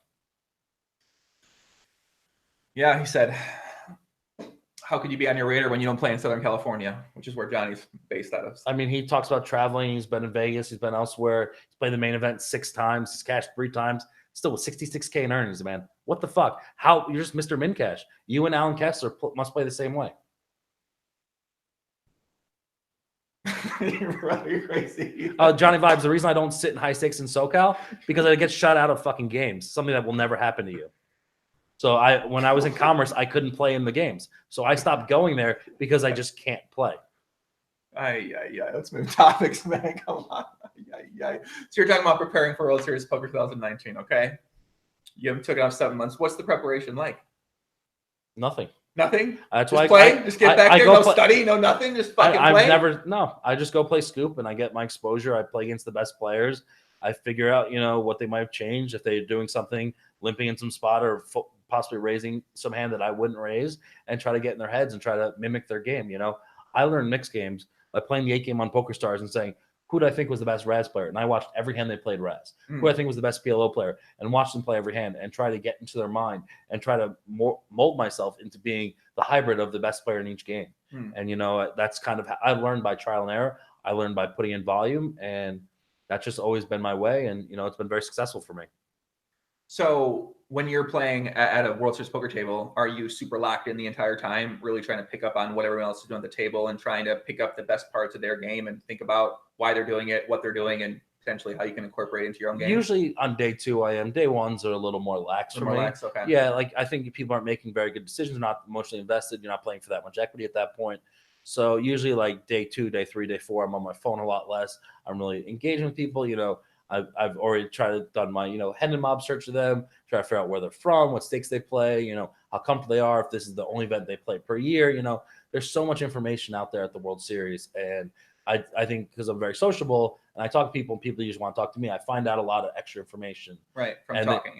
And they give it away. And that helps me, use that narrow sample size to have them to make better decisions versus their style and how they might interpret some decisions and bet sizing I take. Yeah, I think that's something that very underrated skill that as I started playing more live, I've been learning. If you can talk to people and get to talk to them, they just say things casually in conversation. You can either open a game up, you can gain a lot of things from them. You never know what else might happen. I'm still trying to learn what does that lead to? What does that information lead to? Because as Dan Negreanu says, everything you do at the poker table conveys information. So if you talk about anything as a recreational player, weaker player, or even an experienced player that you don't know much about, you're giving away information. Whether someone is good enough to pick up on it or not is the story. And I imagine that's something that you've gotten great at over the years, whereas someone like myself who hasn't played as much live just takes time and years, and there's no course on Upswing, or there's no course out there or videos that really talk about how you perceive this information differently. And as you said, how can you make those adjustments in the moment to take advantage of the information that you're then getting from them? Yeah, this weekend in like the low stakes tournament, well, it's not a $600 buy-in that was at Rivers. I was playing. This is a bit of information. It's obvious to me, but some people don't even pick up on this. So this guy, like, someone goes all in for like 15 big blinds, another guy reshoves, and like the hands end up being the opener had 10s and the reshover had ace king suited, and the guy to the right of the 10 says, wow, I can't believe that guy called you with that hand. He's like, I don't understand what he's doing. Like, obviously it's a terrible to fold that hand, and but he like basically says how he thinks calling with ace king there is bad. So an orbit later, that guy opens my button at 16,000. I have 90,000 and 9-10 offsuit, and I just go all in because I know that his calling range is so narrow. He's given away that he doesn't think you should call all ins without good hands. He doesn't think I'm shoving wide there ever. Even though I'm a fucking maniac, it's re-entry period of this tournament. I have starting stack and like it's I'm in like 4 bullets. He doesn't even realize those things. And I just get immense profitability from that information he gave to someone else because I was just eavesdropping their conversation. They were talking one-on-one. Yes, guys, I got Shaun some water. The man needs some water. We're parched here in Vegas. It's dry right now. My kids always have me sick. Yeah, he's talking. I mean, listen, the kids talk. We both talk kind of fast, I feel like, here too. So I feel like the faster you talk, the more water you might need. I see Johnny Vibe saying he'll never say I suck. Well, Johnny, you can't talk down to me in skill over poker. So yes, you can't ever say that. And you can't say that pretty much anyone in poker because you're not better than anybody. You don't belong in poker. Find something else to do your high quality vlogs about. Doesn't belong in poker. Why not? I don't think so. Why, man? What's with this guy do to you? I don't get this. I don't know. I think he's full of shit, and I think he's not what he's representing on his vlogs. And to claim he's a high level, high stakes player, and I don't believe he is whatsoever. Okay. Well, he can prove me wrong. He's got a chance to prove it this summer. Show me some money. Show me some results. You know. Show me the receipts. Yeah. That's all you're asking for. The receipts. That's all we can ask for sometimes. If we don't believe what someone's saying, we ask for the receipts, and it's up to them if they choose to show you or not show you those type of things. I mean, the fact that he actually thought investing in a poker clothing line company was a good investment. There's not been one that's been successful in the history of poker. How could you be an intelligent person and think that, oh man, people really want a Vibes clothing line? Like, no, nobody cares. No one wants your shit. Why not? How do you know? You think he's making money? You want to bet? I'll make a prop bet with you whether or not his company is profitable. Mr. Prop Bet. I don't know how much he spent on that. I don't care. I don't care. I don't care. Okay. Let's just. Do you think it is a profitable business right now? It could be. I'm going to hold out hope. I'm not sure. So what price do you want? I don't want a price on. I'm not. I don't want to be honest. On this. I don't know. I'm not sure. I'm not a professional clothing line expert. Do I look like I'm a professional clothing line expert? Like, come on. Well, I think we're both equally qualified on clothing lines. Oh man, company is not profitable. Don't prop bet. Okay, well, can't make the bet then. All right. Yeah, so, shocking. Shocking. What amazing inference I've made about that. You know, this is what I'm saying. Like, I have a small sample size. I can figure out because I'm not an idiot.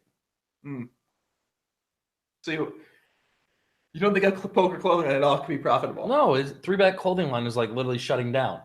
Like, it's for sale right now. I mean, we could debate a lot of their marketing methods and their design and stuff like that. But I agree. You're right. It's true. Run Good might be the only one that might be profitable, but I think they're more doing the tournament series. I think if you look at strictly the clothing line, they're not doing anything. They branch off to be a poker tour, and with what name something that's profitable, clothing apparel for poker. Andrew Neme's favorable apparel. You think that's profitable? Could be.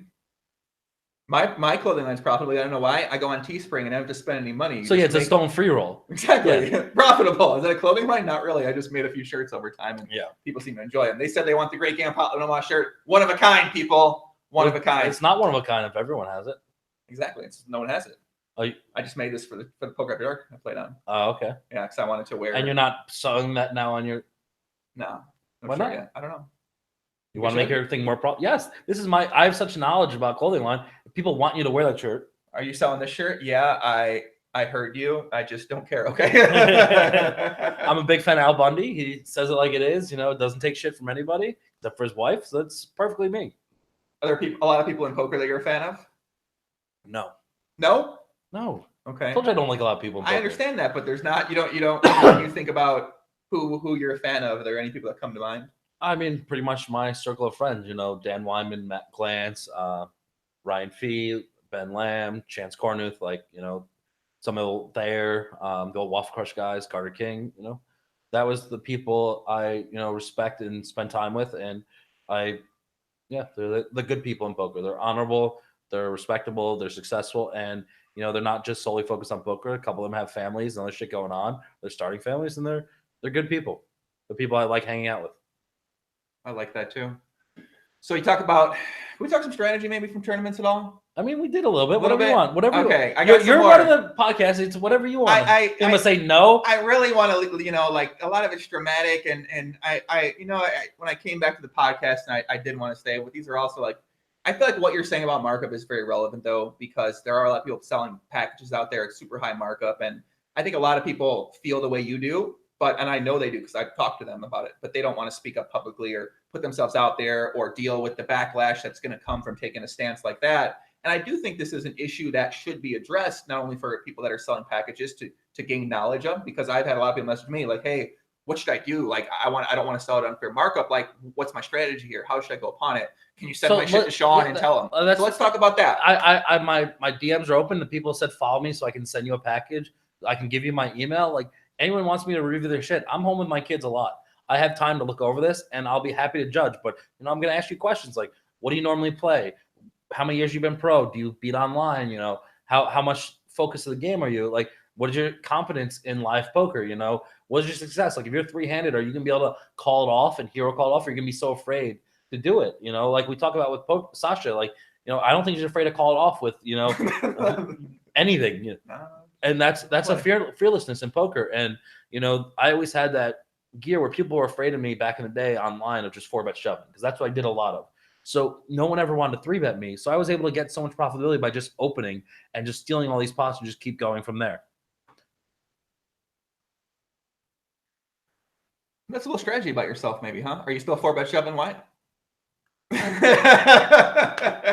I mean, it's gonna be a great summer, buddy. It's gonna be a great summer. You still shoving wide 4-bet? Okay. I actually now I got the information. Perfect. My no home tournament. Yeah, put me on Shaun's table. Let's go. Yeah, but am I gonna call that wide? Oh my god, I don't think so. The 10K 6-max, I end up winning. I 5-bet shoved for like 85% of chips and play effective with Volpe with 6s. He called me with 10s. He won.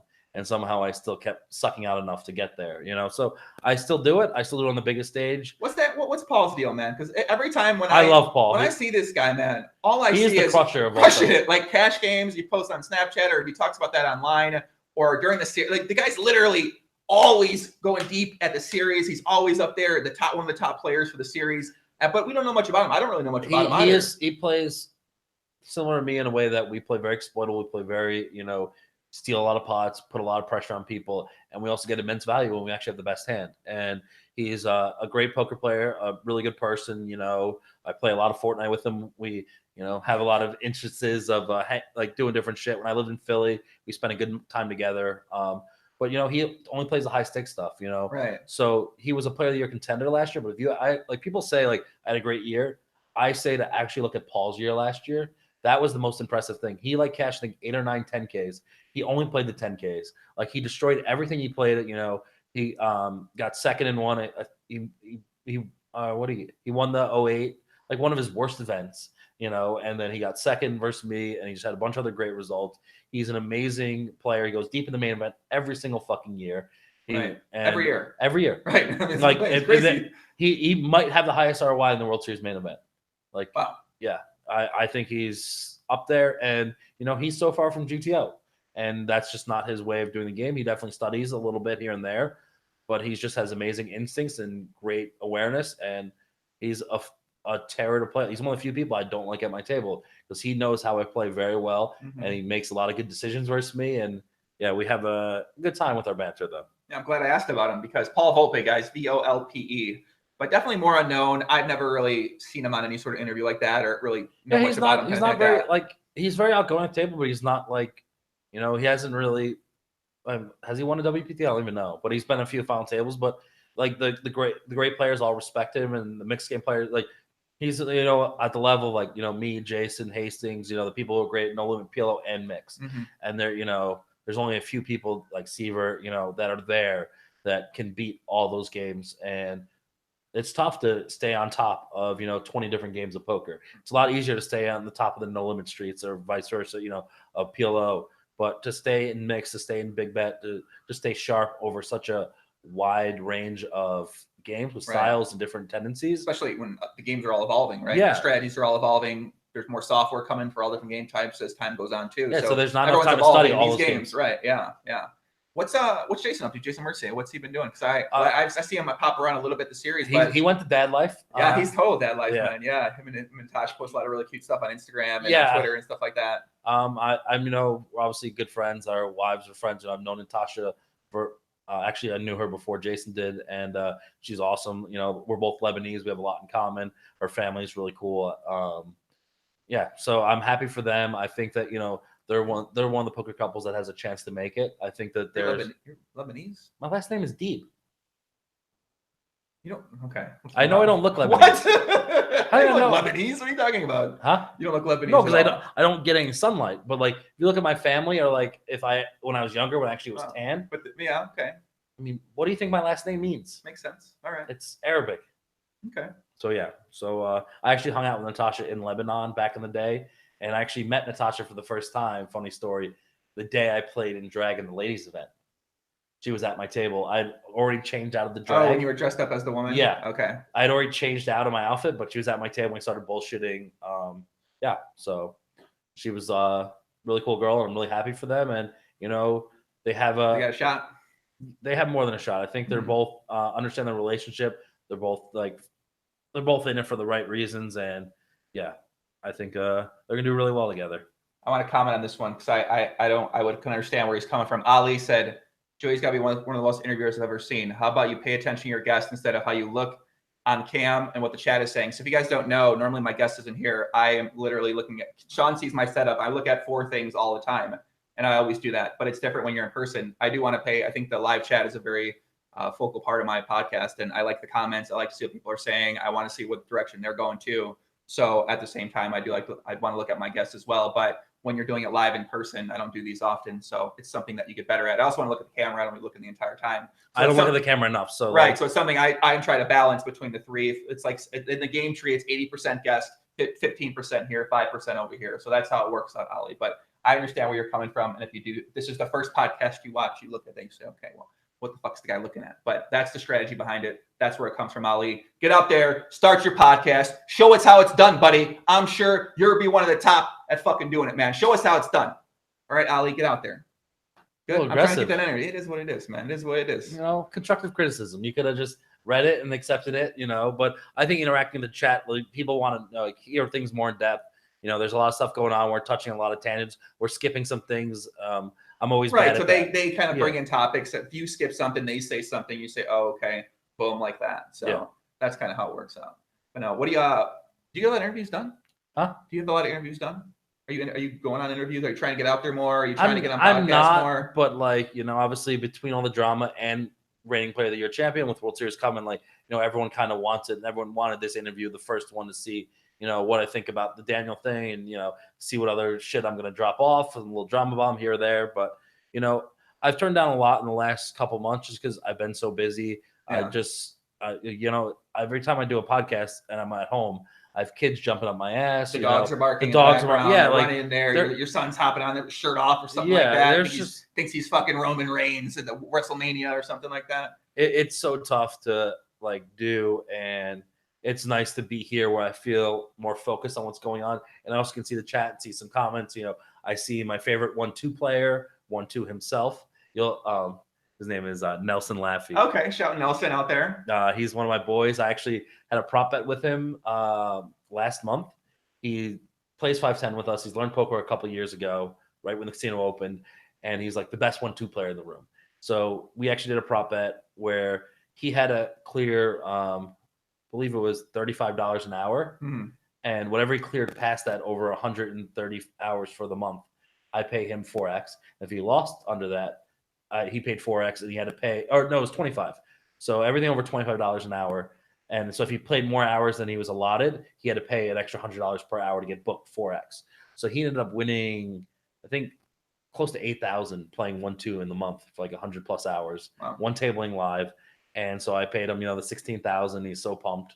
And so, he kicked my ass in that bet. He had a $50 hourly at 1-2. So that was impressive. That's awesome. And he's terrible at poker. So I awesome. Okay. ran. No, it's awesome for me in my bet. But so he is now no longer known as Nelson. He is now known as 1-2 in the Rivers streets. And he's a good guy. And, he's one of the guys I hang out with at home. Okay. Shout out to Nelson then. I have not seen the name in the chat before. So you want to give a couple more shout outs out there? You want to say what up to someone out there? I see Jonah as always. Jonah, I always appreciate when you did my laundry when I first met you before you were anybody. Who? Jonah Bella. You're Jonah. Oh, in Malta? Yeah. He told a story about this to me. He told me the story before. Yeah. You said you were in Malta or something like that. I think he may have messaged you because you were there. I was like, where do I all the laundromats were closed. I was like, I need clothes. And he's like, oh, it's fine. He drove to where I was, picked up my suitcase, drove it home. His grandmother did my laundry, folded it and put it in my suitcase and gave it back. Big J, hungry man, getting after it, man. That's why Big J's a hustler, man. Yeah. That's why he's traveling the world with DJs right now. And other people are sitting there watching this story that he posts because he's a hustler. He was so pumped. He was like, Federer was there, and he was like, I'm young. Federer reminds me, so I introduced him to Federer. So he was so pumped, Now him and Federer are good friends. Yeah, man. That. I was happy to, and then he ended up working for you. So it was just cool, that he got involved, and he's a great guy, and to do something for anybody just out of the blue, making you're at home and on your island where you grew up, and you're hooking up the guy who's in town. So that's the hospitality I enjoy, and he's obviously a great person for that. Yeah, that describes Jonah pretty well. He's actually in Vegas. He just got here last night. I think he's going to be here for the summer. Nice. So we might be doing some stuff together. Maybe you'll see him at the Rio with me, kind of doing some video stuff, or we'll be hanging out, or maybe at XS or Chaos or one of those kind of places, nightclubs. Yeah, you guys won't see me. I know Shaun hangs out at XS in the dance floor. There was nights to him the other day. Shaun was there in the pool, hanging out, having a good time. He had his shirt off too, and it really was kind of weird, but especially you had the 400 800 the day. I mean, I look pretty much like Randall Emmett with my shirt off. So what? You didn't see one of the pictures was like him with like the prodding, like because he claimed like he was like having a heart attack. Yeah, he had the things on him. Yeah, I thought it was funny. I was gonna make a meme because 50 Cent in his first video, what was first song? In the club or something like that. He was in the club. He was on the treadmill with those things on it like that. So I was gonna do a side by side. I told Randall it was just a side by side of Randall and 50, who did it better with the fucking things in them like that. So, what do you think about that whole situation? Sorry. Anyway, I mean, I think that 50 had a good reason to bring it up. Obviously, Randall paid.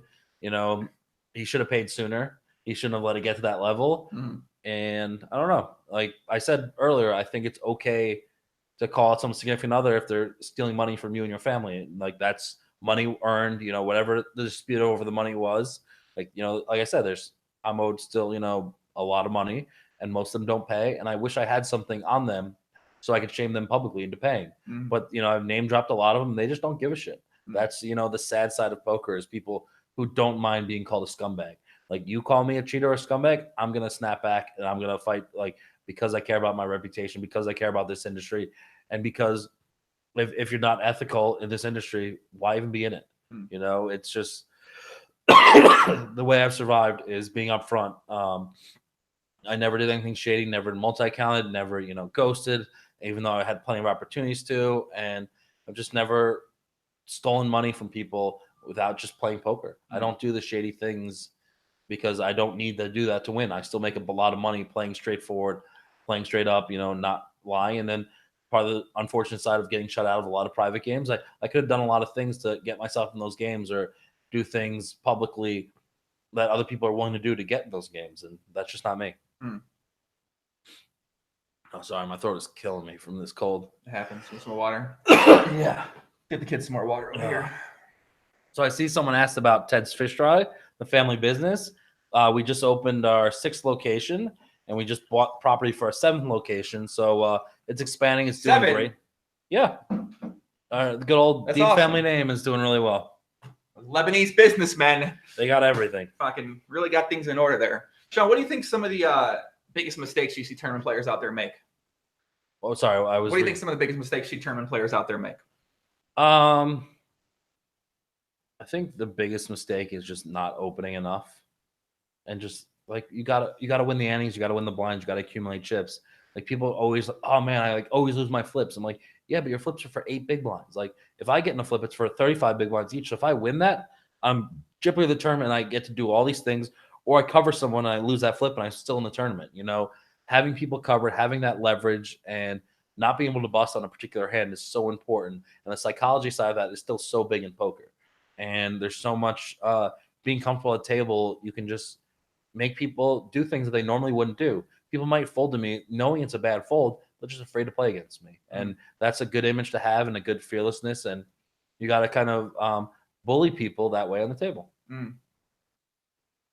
Interesting. What do you think about the idea of preparing for these long days and sort of recovering and getting your mind in a place where you can be able to play your A game on a consistent basis? I mean, I don't really have a plan. I just go to sleep and happens. wake up. Yeah. I'm not, the guy that go to the gym every morning. Consciously doing no, this I try to play as many hours as I can. I try to be as sharp as I can. I try to get as much sleep as I can. So that's why, last year during the summer, I played 0 hands of cash. I didn't go to one dinner, I think, outside of dinner break. And the few times I actually didn't have a tournament play, I'd immediately go to like a massage place and just like get like a foot massage or something. Like I needed something to relax. I get a lot of massage at the table, and that's kind of where I am. Is I try to just be as relaxed and try to not strain my mind as much as I can. Right. So you block out a lot of distractions around you. You don't try to do too many going out or going to dinners or going to things like that, sort of thing like that. Yeah. Is Ashley going to join us on the pod? Did she want to come in and say a few words? Let's see. Your young wife, who I know has been involved in some things out there as well too recently. Some of the comments. She's driving right now, so I'm guessing that's a no. Okay. I don't know. That sounds good. I guess. Oh, she's picking up Chance. Okay. Shout out to Chance. He's a podcast guest on the podcast last Wednesday. We had him on doing chip leader coaching promotion week. Chance. Slightly different Chance. Oh, not Chance Corner. My son and his name is Chance. My bad. I forgot about that. It's true. You say Chance, like picking up Chance Corner. Okay, picking up Chance. All right, sure. Is she in town right now? No, she's back home? Yeah. Okay, I thought she was in town right now, so that's why I thought you said picking up Chance. Well, she picked up Chance Corner. No, that makes sense. No, right. my youngest son is. I thought she was coming over initially, and you said, "Oh, she's gonna come by." And say, "Oh, like, oh, yeah, bring her by." Okay. No, I was like, have her on. Like, she's that gonna, makes more sense. Okay. I thought you were bringing her over. I was like, "Oh, where's she at?" Okay. Why wouldn't I just have brought her initially? Like, have her sit. That's what I thought. I was confused. I didn't bring what a dick I am. I was just like, leave my wife stay home. Like, what's going on? She's sitting in the here? lobby until we let her know it's okay to come up. Yeah. Let's get some questions from the chat out there, guys. Who we got out there? Andrew Swan. What up, Andrew?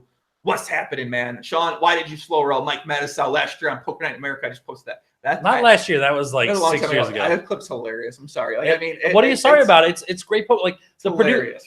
when that was, people don't realize Poker Night in America became a very popular show after that. That was the first day they ever filmed Poker Night in America. That was the pilot was being shot. And at the party after that, the producers, Todd Anderson and Nolan Dahl at the time, came and approached me and said, "Thank you for making our show." When they went to try to get sponsorship and get people to invest in that show, they showed that clip. Mm-hmm. That was all they needed. That was the viral thing. And, I had a great time. Me and Mike are still close friends. He hated me for a couple of weeks, but he's someone, I respect him. I think he's a great player. He's one of the few old school guys who've been able to keep up with the game. Mm-hmm. And, he's the most motivated person I've ever met in poker. He's even more motivated than myself, than Hellmuth, than Negreanu, than anybody. Like there's like the only person close to him might be Benjamin. Like those two guys, when it comes to World Series, they put their head down.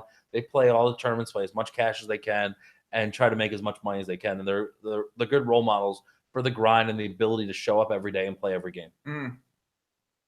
Who else do you think falls in that category? Old school poker players you think about that are still around competing? I think all the guys in Bobby's room. Doyle still keeps it sharp for 85. Crazy. It's really impressive. He's 85 years old. Yeah, he's playing the high stakes games every day. And he's complaining that the best thing, he's complaining the games don't run enough.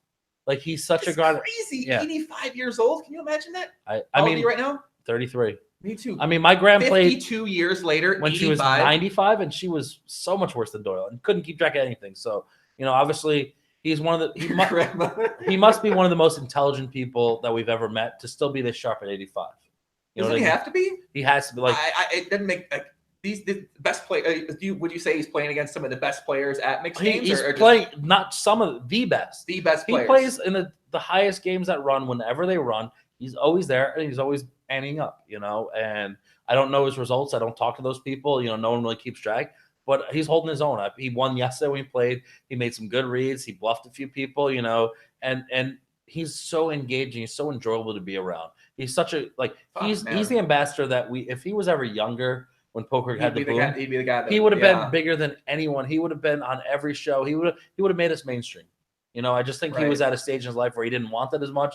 He cared about his wife, his kids, like they're all older, but he is an amazing person, and I love spending time with him, and every time I see him, I enjoy it. And yeah, man, we got to get him on the podcast, man. Just once. I mean, 85. I don't know how many years again he's got left in the game here, and kind of being active like that. But, well, I'll ask him on the stream today. I'll try to be like, listen, I'm going to start a movement. I think I'll tell him you'll bring the studio to him. You'll make it as convenient for him as possible. Bring whoever he wants to go. Exactly. Man. That you do that out of respect for a guy like that, man. And he's earned it. He's done so much for 100%. Us. And when he played the single draw last year, like all the shots and everything with him, he's a great person. His son Todd's another good guy. I like him a lot. Congratulations, Todd, on your new child. A lot of tough things, but Todd is good. Todd is his wife, correct? Is with Angela, right? So that's his life's changing. He's talked about being at home a lot more. He's got Romadelli. He's kind of got other shit going on. Shout out Romadelli on Spring Mountain, correct? Great food there. I go. That's about how long from the Rio? 5-10 minutes from the Rio. Yeah. Romadelli. Shout out Todd Brunson. Go there and support him. I think who else is involved with that? Max Pescatori is involved with that too. I think poker player funded restaurant. I've been there a few times with my friend Pam. Great place. I've gone there on dinner break a bunch of times. They've hooked us up. They understand you're on dinner break. It's one of the few good food place you can get in and out of in time. Mm-hmm. So they understand the dinner break, the rush and stuff like that. They know they're ready, and can't beat it. So I probably ate there like 5 or 6 times on dinner break last year. Obviously more than anywhere else I went to. So I enjoy it, and can't wait to go back there. Yeah. Yeah, people, we get a lot of questions, guys, about how to manage the World Series of Poker, where to get out of line at, how to go pair first time here. So I'm going to put up a video. I'm going to talk with a bunch of my friends and kind of get their feedback, opinions on things like that. And what would be your tips for someone coming to the World Series, either a first time or second timer, just more inexperienced players who want to come out here and literally have no idea what to do or where. So I always tell everyone who's someone in poker who's on the fence to do the first time, I said, go to Vegas. Go to Vegas during the World Series.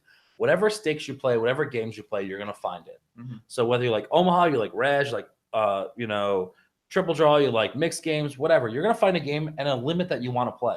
So come here, have your planned role. It's not too expensive living, like travel wise, cheap flights from everywhere, ton of hotels that have deals, ton of Airbnbs. Like you can get here for cheap and enjoy yourself. Just don't take it too seriously. Don't be too hard on yourself on results. And just relax and play poker like you know how to do. Mm-hmm. And realize that everyone else there is also trying to make money, and just don't be miserable. Like enjoy yourself. Realize that if this is not your full-time job, this is a vacation for you. It's entertainment. So accept that you're going to lose some money most of the time. And sometimes you're going to hit, for 50 or 100K or 20K or 10K or 1,000, who knows? Just enjoy yourself, take advantage of the city, and, enjoy the people you get to meet. So some people ask me about etiquette of approaching poker players that are well known, if they want photos with them or if they want to talk to them and stuff like that. What do you think about that? Does people come up to you, or are people saying things like, what do you think about etiquette for someone out there who wants to approach one of their favorite poker players? I mean, I'm always approachable. You can literally say, Shaun, I hate you. Shaun, you fucking suck. People have said that. I don't really care. Be honest with me. Imagine Shaun's walking through the whole fucking hallway. Hey, Shaun, fuck you. You suck. It's like, it's happened, and nothing. And listen, I have more respect to that person, the person who puts their head down and then goes to Twitter and says, Shaun, you fucking suck. Like, you had a chance to say to my face, like, don't try to fight me. Don't try to be an idiot like that. I'm not trying to be violent. I'm not a tough guy. I don't want to fight anyone. But, like, there's nothing wrong with saying how you feel. I tell people I don't like them all the time to their face. And it's okay to say it to me. You say, I don't like that you slow roll. Okay, I appreciate your opinion. I disagree with you. I don't think it's that big of a deal. But I know some people get offended by it. Mm-hmm. And, I say plenty of controversial things. So I'm not shocked that some people hate me. I'm not shocked that some people... Like, Frank Casello always loves to say this. Like, he's like, every year I have to deal with people saying, why are you friends with Shaun? And, he's like, you always do something to piss off some people. I'm like, I'm sorry. That's just me. But, I'm doing it where I think it's going to help long term. Some people, like there was an instance during the whole markup thing where some guy posted like, so how do you guys do bullets? Because every time I sell 10% of myself on the second bullet, I then give them 5% of me. So he's just giving these people buy a piece of him free equity in his future buy-ins, and he keeps dividing it. And I'm like, that's so wrong to do. And Johnny Vibes had a similar thing with his, and I was like, the fact that you did this on the percentages of their equity is ratioed based on the full 60K, whether or not you play 60K worth of buy-ins or not. Like, that's bad. That could end up being negative for him. And some people explain it better than I did. And he's like, I'm glad you guys told me that. Well, like, if he's got all these friends in SoCal and he's so involved in the poker community, how does he not ask people who play tournaments for a living for some advice on markup and what he should be charging and what it actually means? Like, if his circle doesn't even have that knowledge, they're all cash game players, then stick to cash if that's all you and your friends know, or to reach out to some tournament player and ask for advice. Like, there's no shame. Like yourself. Yeah, my Twitter is open, my DMs are open. Sorry, actually, not those DMs, but no, like anyone who wants it. Ladies, calm down. Yeah. All right, calm down. I know you all want this. The groupies are coming. Calm the fuck down, ladies. All right. He's married man, kids. Happily married. Calm the fuck down. And I have, I might have a divorce bet coming. So if it gets booked, I'm definitely not going to cheat on my wife because she will definitely leave me if I cheat on her. What would she do to you? She caught cheating on her. She would leave me and take all the money. Okay, simple. Like she knows where it is. She's made she knows whatever. Yeah. So she would just take all the money, take the kids, and I'd have nothing. So I will never cheat on her, and that you better hope not. The people out there are going to be furious about it. Can you imagine that? I mean, what was it? A couple months ago, or like a year ago, someone was like trying to claim on Twitter that I like cheated on her at some poker tournament. I'm just like, she knows I didn't, but it still freaked her out for a minute. Like, people are going to try to take me down and do anything. And like, just don't make up bullshit. Like, I'm not that type of guy. And anyone who's my circle of friends, like, they don't even see me. Like, I don't even check out girls. I'm not attracted to any other girl. Do you know there's another race besides male? When you're not with your wife, are you even aware of another? I don't even notice like women in general. You got any tips on how to do that? For people that are distracted by women? Find a girl who makes them all not matter and give her the keys to all your money and your kids, and you'll make sure that they're in your life. Okay. Hashtag no prenup. Okay. So you think not get a prenup's the GTO way? I mean, it definitely forces me to be a better husband, a better dad. I would have been that anyway. But like, some other girls I dated before her, I treat them like shit. I was an asshole. I was never into them. Well, the day I dated Ashley, I told a few people that I was going to marry her. And, I knew it. And it wasn't love at first sight. I just knew that she was a great mom. She's a great person. I want to spend the rest of my life with. So I, luckily was able to convince her and had enough money. So hashtag love the gold diggers. You love the gold diggers? Okay. No, kind of a theme. We're tying it up here. I'm ruining. I was hoping Ashley had time to get on because one of her favorite lines is I married Shaun for love. I stay with him for the money. Nice. And that's why I'm here. Did we ever talk about that? Because is the Kasuf? That's a long time ago. But I remember I said something and then she came back. Because he mentioned he made some comments about like she kind of like the sister. Or she was trying to like keep the peace. Yeah. And now she just accepts it. But like because she's always like, why does everyone think you're a dick? Like, stop being such a dick. And I'm like, I can't help myself, And she's slowly embracing that more. I think that you can be that way. You're not to me, but I think you can be that way. But at the same time, you also come from a place where I feel like you have good intentions of what you say. And you do put it in a way that maybe could be a little bit differently, and that would come across better. My delivery sucks. At the same time, the knowledge that you are putting into there is normally going to be correct, which is why I want to have you on talk about it, because I feel like where you're coming from in the situation is a very important discussion to have. The way you say a lot of things, you maybe can get the message across without banging on people like that. But that's the way that you're going to go upon it. So, and that's the way to get attention to this subject. Well, that's a good point too. It's going to get a lot of attention. And I think that our industry polices itself in some ways. And now that, like you said, people are afraid to post their packages because they think markup might be too high. You think that's a good thing?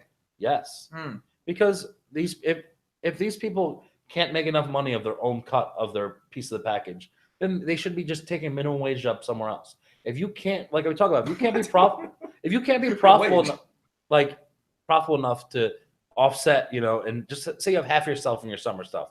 Okay. If you don't think you're making enough money long term, or you're not rolled for it somehow at this point in your career, something happened, whatever, financial shit comes up, make bad investments, you buy a house, you have a girlfriend that spends too much money, whatever. But you should be able to grind your way back. And I know so many poker pros who've gone broke and grinded their way back. And like, if you just always are at that I'm always broke level year in, year out, you're probably not that good. Mm-hmm. You're probably not making enough money on your buy-ins to justify still doing this and to cover your living expenses. You're not building up any equity. You're not, building anything in savings. If you're not accumulating wealth, you're just doing this business for what reason? To just pass time until you're older and less qualified and can't get a job anywhere?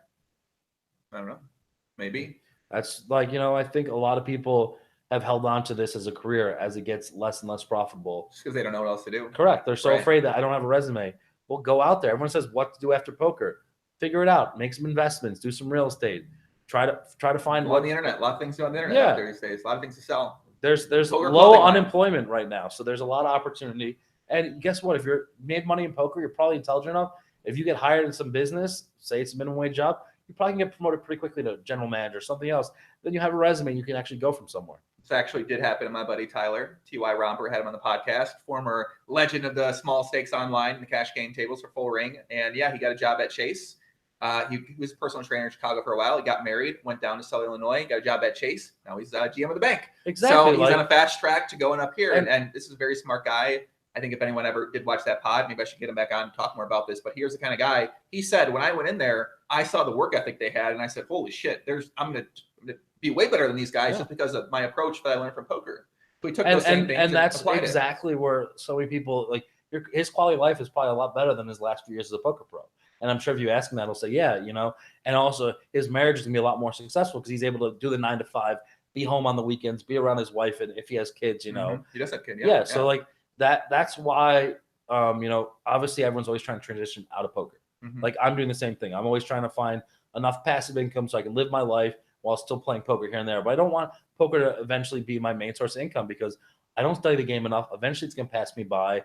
I don't think I'm going to be like Doyle and at 85 playing the highest stakes ever. So you always need your escape plan. And, since I have, 3 other mouths to feed and I'm the only one with a job. I need to make as much money as I can for them. I need to invest my money as well as I can. Right. Whether it's retarded prop bets or whether it's out of line prop bets.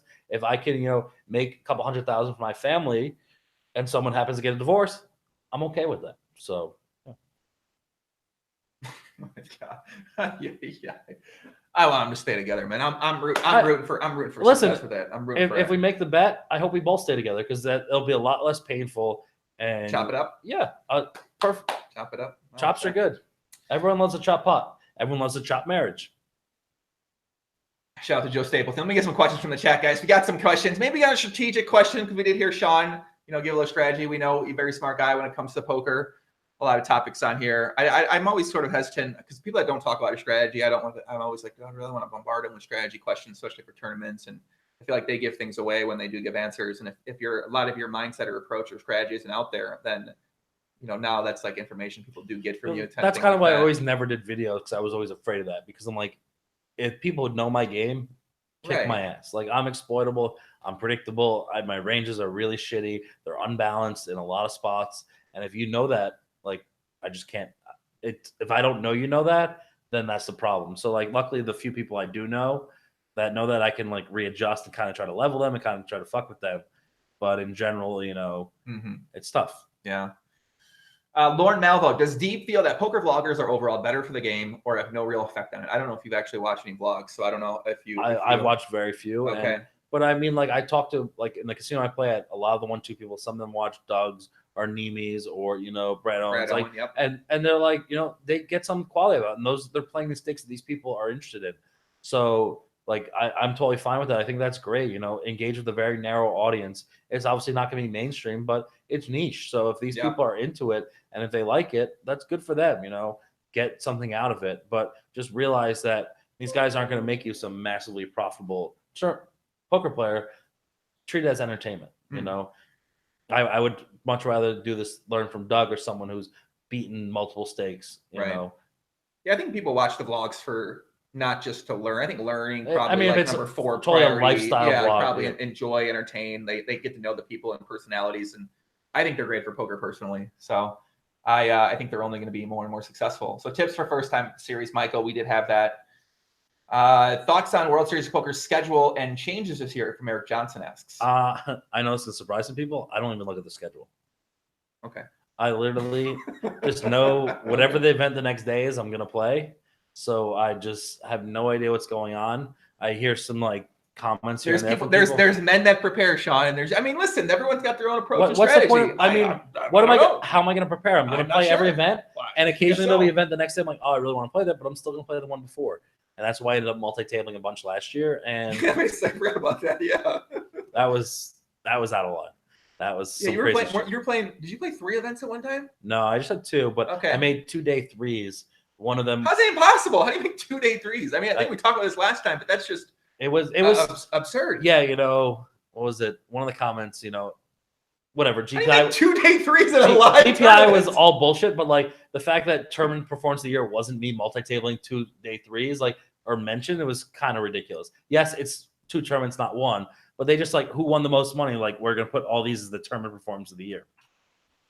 So you don't think we should just give it to the main event every year? No. Oh, okay. All right. Well, I didn't think. Maybe there should be a little more qualification. Yeah. Okay, makes sense. But so like that one, obviously I blinded out a lot. And 2-day 3s. Yeah, it was crazy. Yeah. I was really hoping to win one of those, and it was kind of a little sad when I didn't, or to win both. Just think about that. I'm gonna be honest with you, Shaun. If you win 2 tournaments at the same time, that might get you tournament performance of the year. Yeah, I would hope it would, but clearly third. Are you gonna try to do that again this year? I keep going on the fence of whether or not I'm going to do it. That's kind of why I hope to do a prop bet because it's fun to motivate me and it's, exhausting. And obviously I'm in terrible physical shape. So I was running from Amazon to Pavilion. I was fucking exhausted. I actually maybe see you running before. And now do you have any plan or idea to want to get in better shape? Is that something that you want to do? No? Because that's a question I hear from people. I know if he's so motivated, why doesn't he? I got a large life insurance policy if I ever pass away for my kids and my wife, so they'll be taken care of. And it's not a priority for you. I don't want to put in the effort. I don't enjoy it. I've tried a couple times throughout my life, and it just was never fun to me. I love food. I love company. I love alcohol. And all the things I enjoy are unhealthy side of things. I don't really enjoy physical activity very often. So, except running from tournament to tournament. Yeah, that was to make some money. So yeah, I just phone charger. You want a phone charger? You're like running by the phone charger guys at the Rio. I hate those guys. You think the phone chargers are coming back this year? They have to. They probably make more money than most of the other booths there. Like, of course they do. Of course they buy products for $18 and Guangdong, and they sell it to some unsuspecting schmuck from fucking Iowa for $300. Of course they're making a lot of money. Yeah.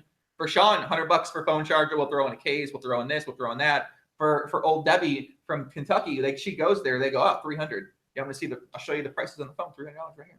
She goes, okay, $3. You know what I'm saying? So. It's like a tiered pricing, and we could say that's good business as well too. But that goes to the same markup thing. We think that's scummy. You think that's scummy. I do. The same thing with too high a markup.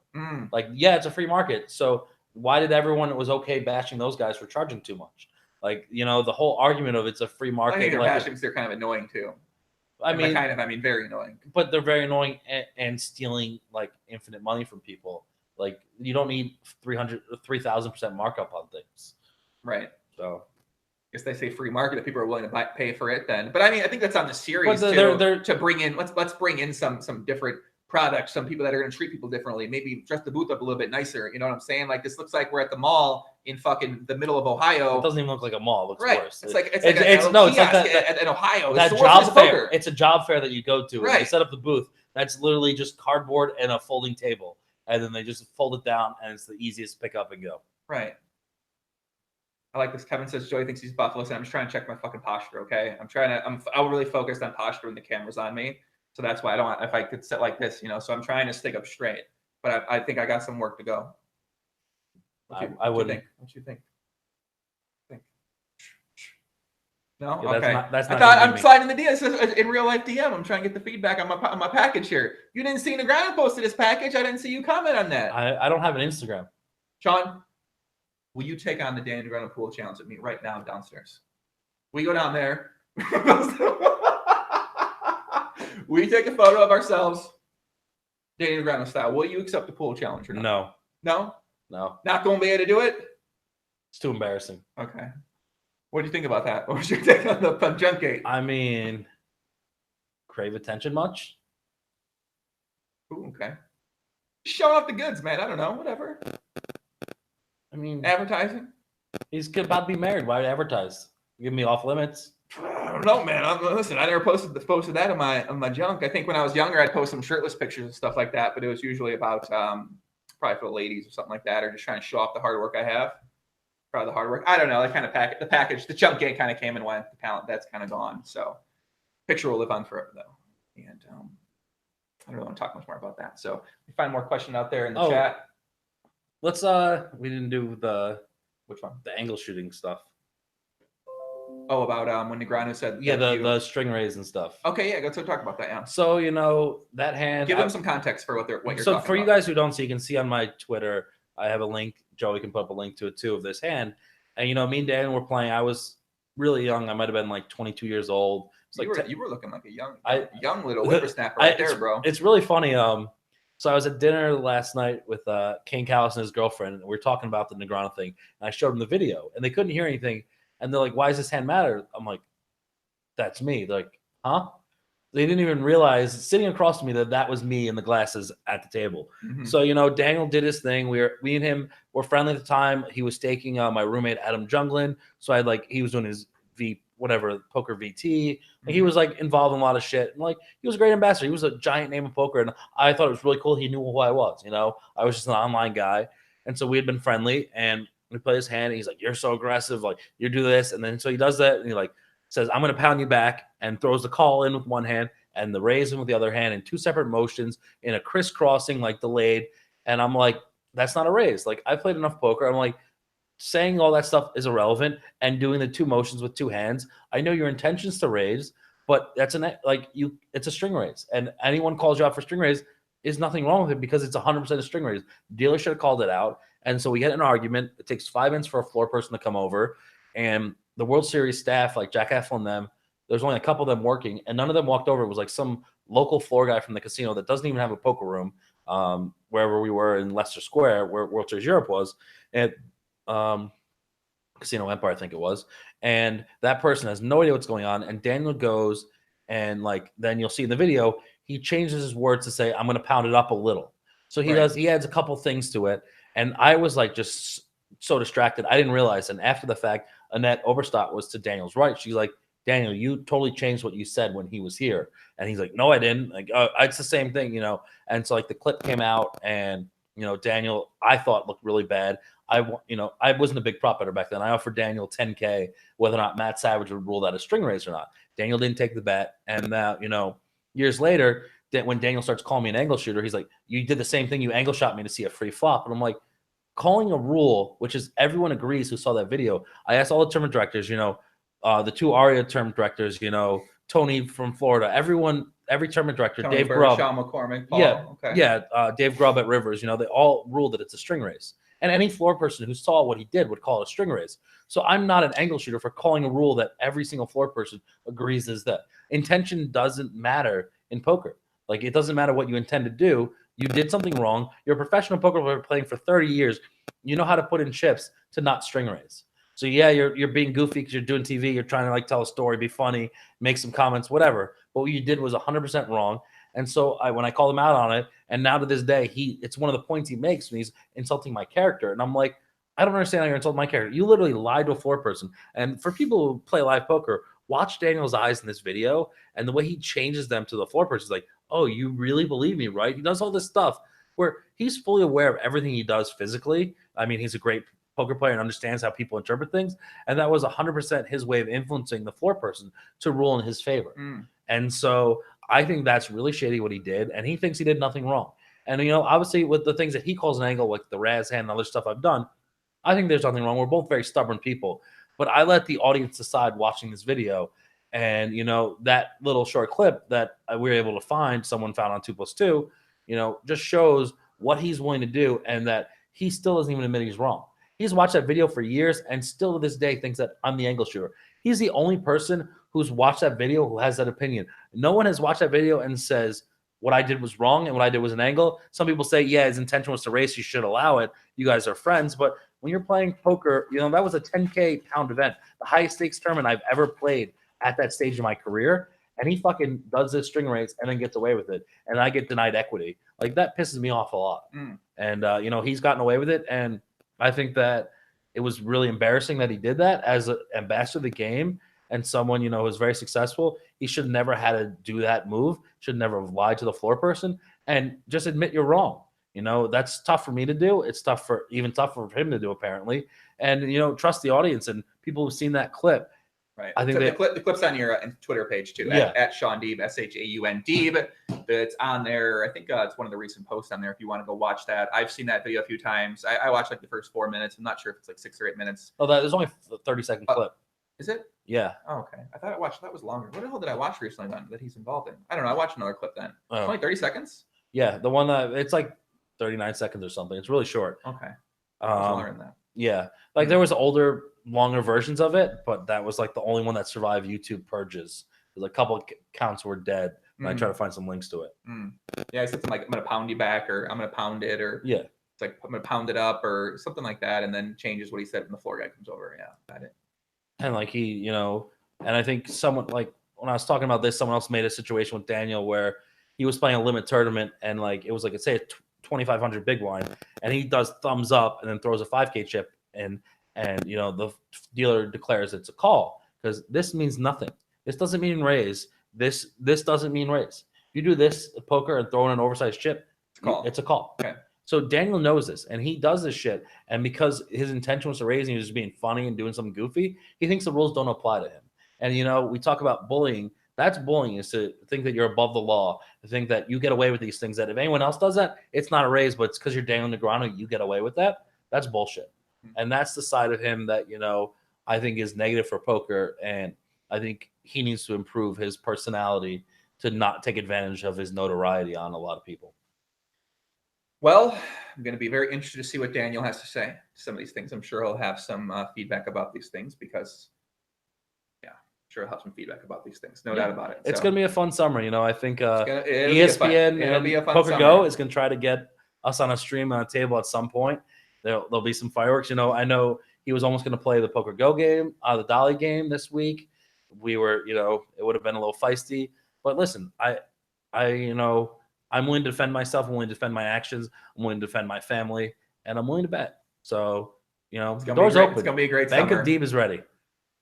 You're really evolving as a personality, Shaun, I have to say. And in terms of because I remember the first time I had you on pod, I feel like you had a lot of these same feelings, but the way that you may have spoke about them or had the confidence to speak about them in this sort of public manner was not necessarily the same as it is now. Whereas I feel like how times evolved is you sort of realize that it's also kind of entertaining too as well. And that putting things out there like this and thoughts like this out there, that it's going to get a reaction from people. And you seem to enjoy that. Well, you don't mind that part of things as well too. I love starting the discussion. A lot of things are being discussed that were happening privately, but now it's a way more open discussion. Right. And that's, transparency is very important in any industry. Shout out Phil Nagy. That was a buzzword. That was a key word. He had a few keywords. Transparency was definitely in the pre-planned outline for him. It's a great word because it is so important in our industry. There was so much shit that was done that if word spread with different sites or different people scamming people, a lot of people would have been protected. Mm-hmm. And, I've always been willing to out people and be involved in that. And I'm just, I believe what I say. And the older I get, the more confident I am. And my mind has shifted because obviously we're always talking about leaving poker. So I don't mind burning some bridges in poker right now if I think that for the couple of years I'm still around, it makes it better. Mm-hmm. I still love this industry. I still appreciate everything it's given me. I'm so I know that I would have much less opportunity without poker. I would have much less freedom. All the friends I've met, my wife I met at a poker table, everything. So my whole and you met her at the poker table. Oh, you didn't know this? She was what kind of ladies' man are you, bro? Wait, no, it's even better. Okay. She was dealing the Chad Brown Invitational Tournament in Jacksonville. Okay. We made the final table. She was there. And this was, we hopefully can find some video of this. This was the first ever experience for Shaun Winter. First ever tournament he's played. He was 18 years old. He played a 5K, made the final table. He was the local pro there. He was super aggro, super nice kid. You knew he was going somewhere in poker. And it's awesome to see him play the highest stakes now. Mm-hmm. Shout out Shaun Winter, right? One of the top players out there now. Yeah, so this was so Ashley was dealing, and she makes a comment about the name Shaun, and I'm like, who are you talking to, Shaun 1 or Shaun 2? It's like, I'm in seat 1, Shaun Winter's in seat 2, and she's obviously dealing next to us, and she goes, Shaun Winter, I've known him first. I'm like, but I'm seat 1, so that makes me Shaun number 1. I started making fun of her. I go, everyone talks about how young you look. They think you're 22, but you're really 27, and you just laugh, and she's like, she gets so mad, and I realized I nailed her age perfectly. So she had a boyfriend at the time. We stayed friendly. I actually hung out with her and her boyfriend the next night. We went out drinking. Yeah, he was a big fan of mine. So shout out to Rob. Thank you for that. Yeah. So what? Wait, what? How did it go from?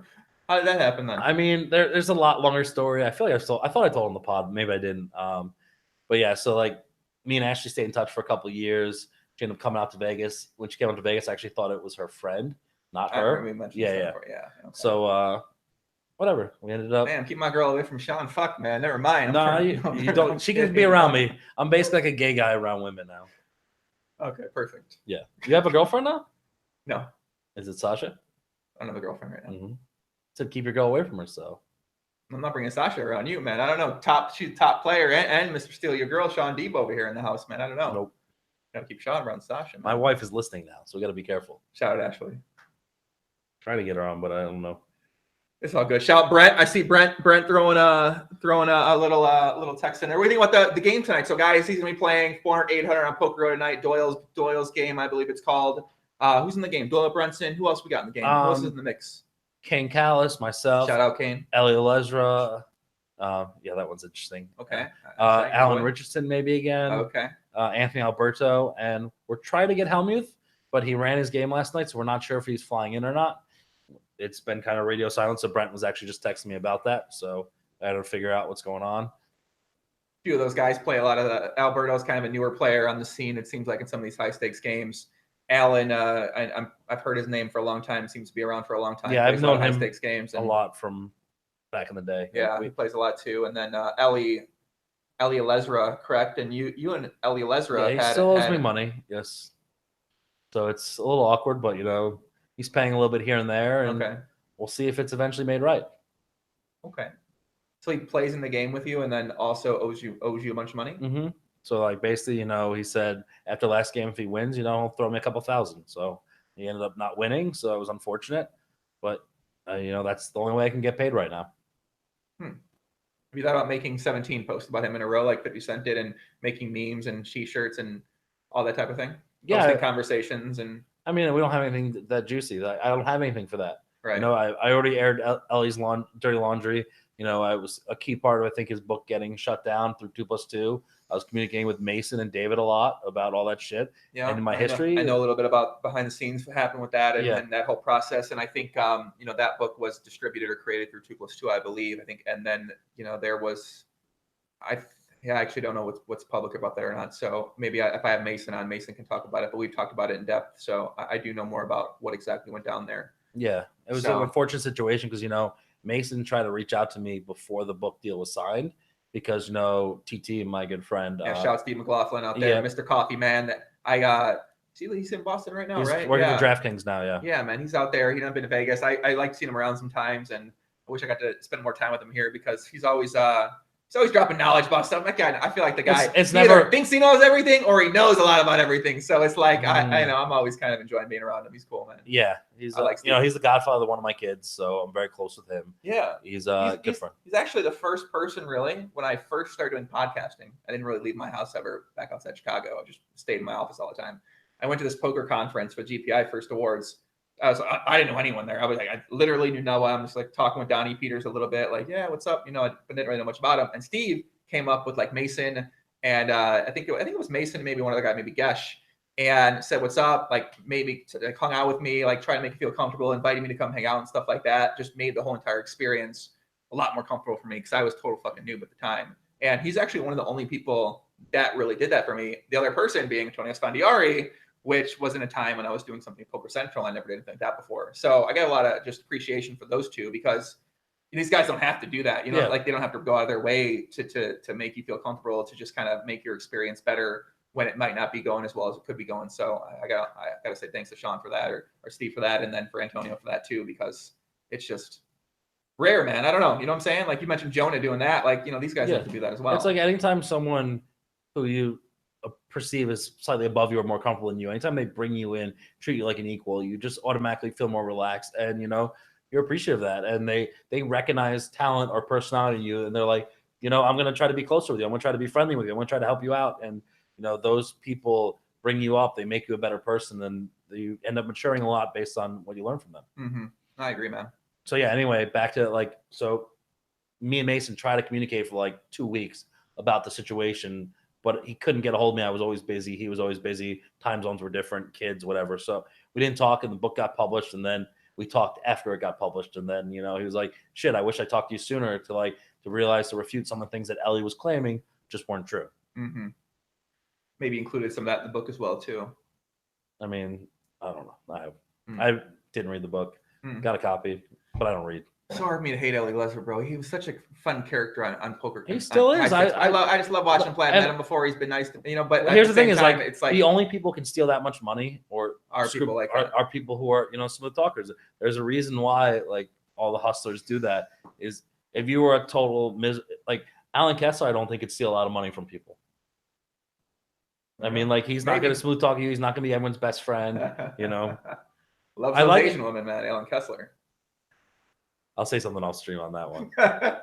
Shout out to Alan Kessler. He wants to come on the pod. You think I should have him on the podcast? For sure. Alan, all right. How would you not have him? I don't know. I really never met him before, man. I just heard he's always the biggest nit in the entire world. Okay, well, I don't know much about the guy. Listen, I've spent time with Alan. He'll even say it's me and him are friendly. He's not my close friend, but in World Series Europe, I hung out with him. I talked to him. Some of my favorite Latin things questions involve Alan. Okay. And, he's a super unique person. I like meeting people. He thinks about life a different way than everyone else. He thinks about EV more absurd than I could ever imagine. And so I think he has knowledge. He grinds, makes an interesting living doing plus EV, pick games and stuff. And he's very, very I don't know. He's just an outlier who's on poker. Alan Kessler. Yeah. Okay. He is, and I think your audience will enjoy some of the things, and they'll be surprised, and they'll be impressed by some of the things. Great point. I think I actually would learn a lot about him and learn how he's been around for so long and how he's had success, even though his approach might be different than most people's would be. Yeah, that's a good point. True. I think Sasha said I should have him on too, so maybe we need to get him on. I know I want to have Barry Greenstein on, guys, before World Series comes up here. I want to have him back on too. But make sure you guys, if you guys are watching, guys, make sure you smash that like button if you enjoy the podcast. If you like what Shaun's saying, hit the like button. If you want Shaun to go fucking die, if you don't like his opinions, or me myself too, if you want me to do that, and you're watching for some reason this far in, make sure you guys choke slam that like button, throw it on the ground like you're fucking Undertaker circa 2007 at WrestleMania versus John Cena or anything like that. Only WWE fans are going to understand that. But guys, tomorrow, Lex Feldhaus, 2 p.m. Eastern time as well. All the podcasts, this one included, will be on iTunes right now. Next Tuesday, people mentioned arm wrestling in the chat. Funny enough, next Tuesday, I'm going to be having on one of the top arm wrestlers in the entire world. This is a surprise. I don't think I actually announced this yet. His name's Devin Larratt. He just had the biggest arm wrestling match of all time in Russia against a guy named Denis Cypernekla or something like that. So he's a world champion, right-handed and left-handed, former special forces. Wait, there's actually... This is huge on the internet. This is like a thing. The presentation on this is incredibly entertaining. This guy's the biggest ambassador for arm wrestling in America and maybe in the entire world right now. And this guy's personality, he comes on, he's like 6'5", 250. He's got the biggest fucking forearms I've ever seen in my life. He does a lot of YouTube content out there as well, too. He's training for a rematch with him. He was world champion in right-handed and left-handed, first time ever for 2012, 13, 14, 15, I think 16, too. So this guy's been on TNT. He's been arm wrestled the Mountain from Game of Thrones, kind of thing like that. Did he beat the Mountain? Yeah, he destroyed him. This guy's sick. I'm telling you. Whoa. The Mountain's 6'9", 419. Like, I know there's like a lot of strategy of arm wrestling, like the building the torque and stuff. He said it's like he's an incredible coach guy. I've watched all the coaching videos he has out there. It's like a mini martial arts. He says it's like hand combat fighting with getting the placement on the hand. I've seen a lot of the clips and they're taping them. They're like, you got the up angle, there's all these different approaches. Like, yeah. Oh yeah, I cannot. So high level arm wrestling. That's what we need.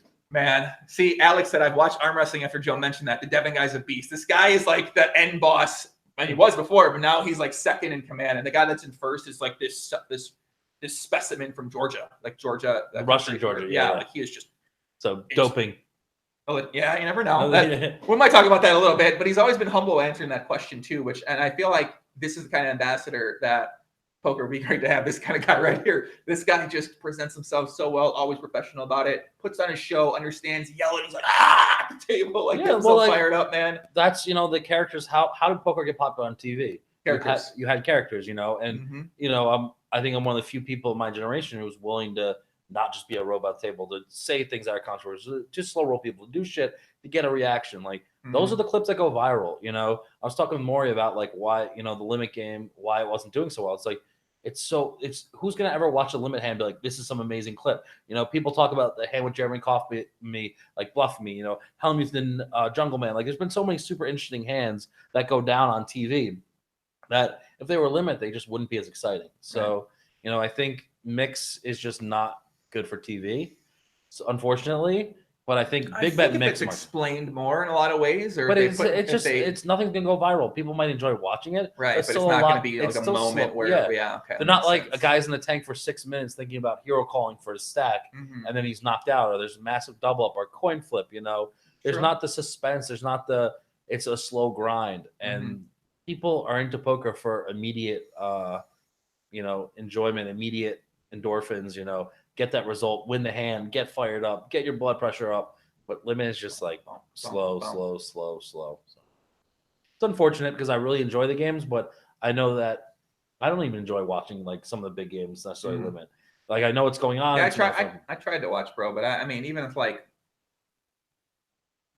I don't know, I just couldn't do it really. I'd rather watch No Limit Hold'em, obviously I'd rather watch PLO, but I tried watching. I just didn't know what's going on in a lot of the games, and the commentary. I think they did a great job of explaining things. Yeah, like they have, Ali and Randy both play a lot of mixed games regularly here. Like they're great at that. They do a good job explaining it and ranges, but like it's also you don't even get a chance to go play these games. Like right, exactly. I want to go play. Like I see them, I want to go try them out. But they got Orleans has a lot of mixed games there. So if you're in Vegas, you want to play mixed. Orleans is probably the only spot you can really go to with a variety of different mixed options or limit games. That's the place to go. Most people probably don't know that, but is that it that we got? think that's most of it. I feel like that might be it. You got a number one piece of poker advice you can give the fans out there today? They can implement into their game right now if they want to win billions of dollars playing poker. Never be scared of money. Okay. You just are always comfortably rolled if you're always treating the tournament properly or the cash game. Like every time I see someone play over their head, they play so bad, they lose money and they get sent back with it like lower stakes. So, one of the things that amazes me about tournament players, and this is probably happens at cash too, is they seem so happy to like they go into a tournament and they're like, oh yeah, whatever, I'm just gonna go flick it in here, and they seem they're just so resigned that they're gonna lose a lot of times like that, and they go into it with the mindset of just like, oh whatever, I bust this, I'm gonna play here, bust that, play there, whatever kind of thing like that. It seems like they don't take it as seriously sometimes. Well, I think like but getting that emotional, might be that's the way better to do it. long term You think because so? Okay. I always say people like if you get emotionally attached to a tournament, you're going to lose 99% of the time. You're not going to win the tournament. You're going to have lower equity than your peak equity, and so if you get super like excited for these things, you're going to have that opposite crash, a much further submarine like of emotions when you lose. And then guess what? Tournaments you got to go the next day and go to the next tournament and play just as profitable. People like, I can't believe you just busted, the final table of this tournament. You just hop in this, $500 World Series event. I'm like, what's the difference? Like, that's what I did online. Why not go back to grind? I'm still have to be as profitable. I can't let the results of that previous tournament affect my future results, whether I won or whether I lost. You have to come in with that balanced, mindset of not being stressed, not being worked up, not talking about how bad you run, not talking about how good you run, and just try to make good, educated decisions and make profitable plays. You're kind of making me want to play tournaments, bro. And by that I mean I'd play one and I wouldn't want to play anymore. Actually, I played a few at Running Up Reno. You ever been there? I haven't been, no. Really fun event, man. You guys got to go. Next one will be in October. I'm gonna go. Not much PLO this year, and by not much I mean none. But there was cash games. There were no PLO tournaments. I'm gonna make sure next time we go there we have some PLO tournaments. Maybe we get the Poppy Invitational going on there. Some of the great game. There was a format. It was 2, 3, 4, 5. You ever played that? No, hold on. I gotta say something. What you got? Josh K is saying I ruined my poor friend Matt Smith's life when he slowed him in one of the biggest tourneys he's ever played at WPT. Shaun ruined my poor friend Matt Smith's life with a slow roll in one of the biggest tourneys he ever played at WPT Jacksonville. What's this all about? I played a hand with a guy and I said, "Do you want me to slow roll you?" And he goes, "Yes." And so I slow roll him, and then his friends all get pissed off, like, "You're such a terrible person. He's the nicest guy in poker." I slow roll everybody. I slow rolled my grandmother when she was alive. I slow roll people when we played credit card roulette. I slow roll my wife. I slow roll everyone. So like being slow roll is not something super negative, It's not whatever. Like the guy is playing his biggest tournament. Well, like I said, don't get too emotionally attached. Don't be comfortable at the stakes you're playing. If he's that emotional about getting slow rolled, he should have been in that tournament in the first place. He should have been more prepared mentally for those stakes and for that tournament. He's getting better at the tournament. He's getting better to deal with it emotionally. But he did ask. You agree. You can slow roll me, by the way, anytime we ever play. I want you. It's fine. Well, like I'm ready for anyone to slow roll me. It's so tough for me to slow roll because everyone predicts it. So I have to be so creative when I slow roll. It's like as soon as I tank, you want to get some tips on it. I'm not gonna throw it out here because if they're, I gotta pull it off. Can't let everyone know. I'm serious. You can slow roll me though. It's fine. I want you to. I mean, play the cash game with me first, and then I can slow roll you. Okay. Well, I don't know if that'll happen anytime soon. Yeah, exactly. I don't think we're going to play any PLO together. But if we do, I'm happy to play a tournament. We might play some PLO tournament this year for 10K or 25K. I mean, I might be in those fields. Yeah, I think you will. But you got to defend your fucking crown, kid. I don't know. My first ever bracelet I won, I never defended. Actually, my first. Stop it. How are you not going to play 25K again? Wait, $1.4 million. What are you talking about? Hold on. It's really funny. What are you talking? You're not going to. Of course, you're going to play. I actually did. I've never defended one of my bracelets. I forgot about that. The first one I won with the 10K pot limit hold'em. They didn't have the tournament the next year. Okay. The 1500 stud high that I won the second bracelet on, I ended up not being able to defend. Like I was in some other tournament or I just missed the registration. So I've never defended one of my bracelets yet. You won $1.4 million in the tournament. You're going to play. I mean, I could be in another event. I'm not going to blind out of the 25K PLO. Like I play a ton of events. I'm going to play. I think you might in day 2 for that though as well. Yeah, but you think I couldn't be on a day 2 of the earlier tournament of the day, or be in day 3 of the term before, or I hear some of the structure of the 10Ks might be 4-day tournaments. I could easily be still in another tournament. I play everything. I played like 45 events last year. I missed some that I loved, and I multi-tabled some that I wanted to play when I didn't care about the other one as much. Big time in the pot limit. You got to defend your bracelet, buddy. We'll see. I mean, maybe the field's shitty. Maybe I can't beat it. I mean, unlikely. But we saw the final table last year. That was, like I said. There's a recent run series on Run-In Once that my buddy Raconteur has been doing on there, and he's been breaking that final table down. Well, it's been good content. think four-handed the last video. Scotty Wynn, Caldero, Ben, and yourself, I believe. Yeah, that was. I don't know how that final table. Like, if you looked at who was left with 3 tables left, I talked earlier about the great PLO players making tournament mistakes. There were so many people better than me at PLO, and they all went out. I played at the final table with Scotty Caldo, play very little PLO and not that good. Ben Yu, new to PLO. Jason Kuhn, brand new to PLO. And Ryan Tosick, the only person actually good at PLO, is good at tournaments. He was playing super ICM based. Like, he folded Jack 9-8-7 with the suit and like a couple other hands in some spots. What? I don't fold that. No, I'm kidding. I don't know. I mean, there's spots to fold it. And it was a bad fold where he did, but like, I liked watching him play. He had an interesting style. I told him like he played better than anyone else there, but he just never got any chips. So he did a good job of surviving with his stack. Mm-hmm. Yeah, if you guys want to watch that back in preparation, they're all on pokergo.com, I believe, too. Use promo code Joey. If you do watch this tonight, I think it's only promo code for a year, I believe, too. But this is a good time to get a subscription with World Series coming up and stuff like that. It is what it is. You guys do what you want to do. There's so many fucking subscriptions out there now, bro. There's Netflix, ESPN Plus, Amazon Prime. It's just all adding up. They basically unbundled all the packages. Imagine having kids when everything like kid related. Disney Junior, Disney apps. You have all that kind of stuff too? YouTube Kids. Yes. Fuck, man. Why do you think I need to play so much poker? Kids are expensive.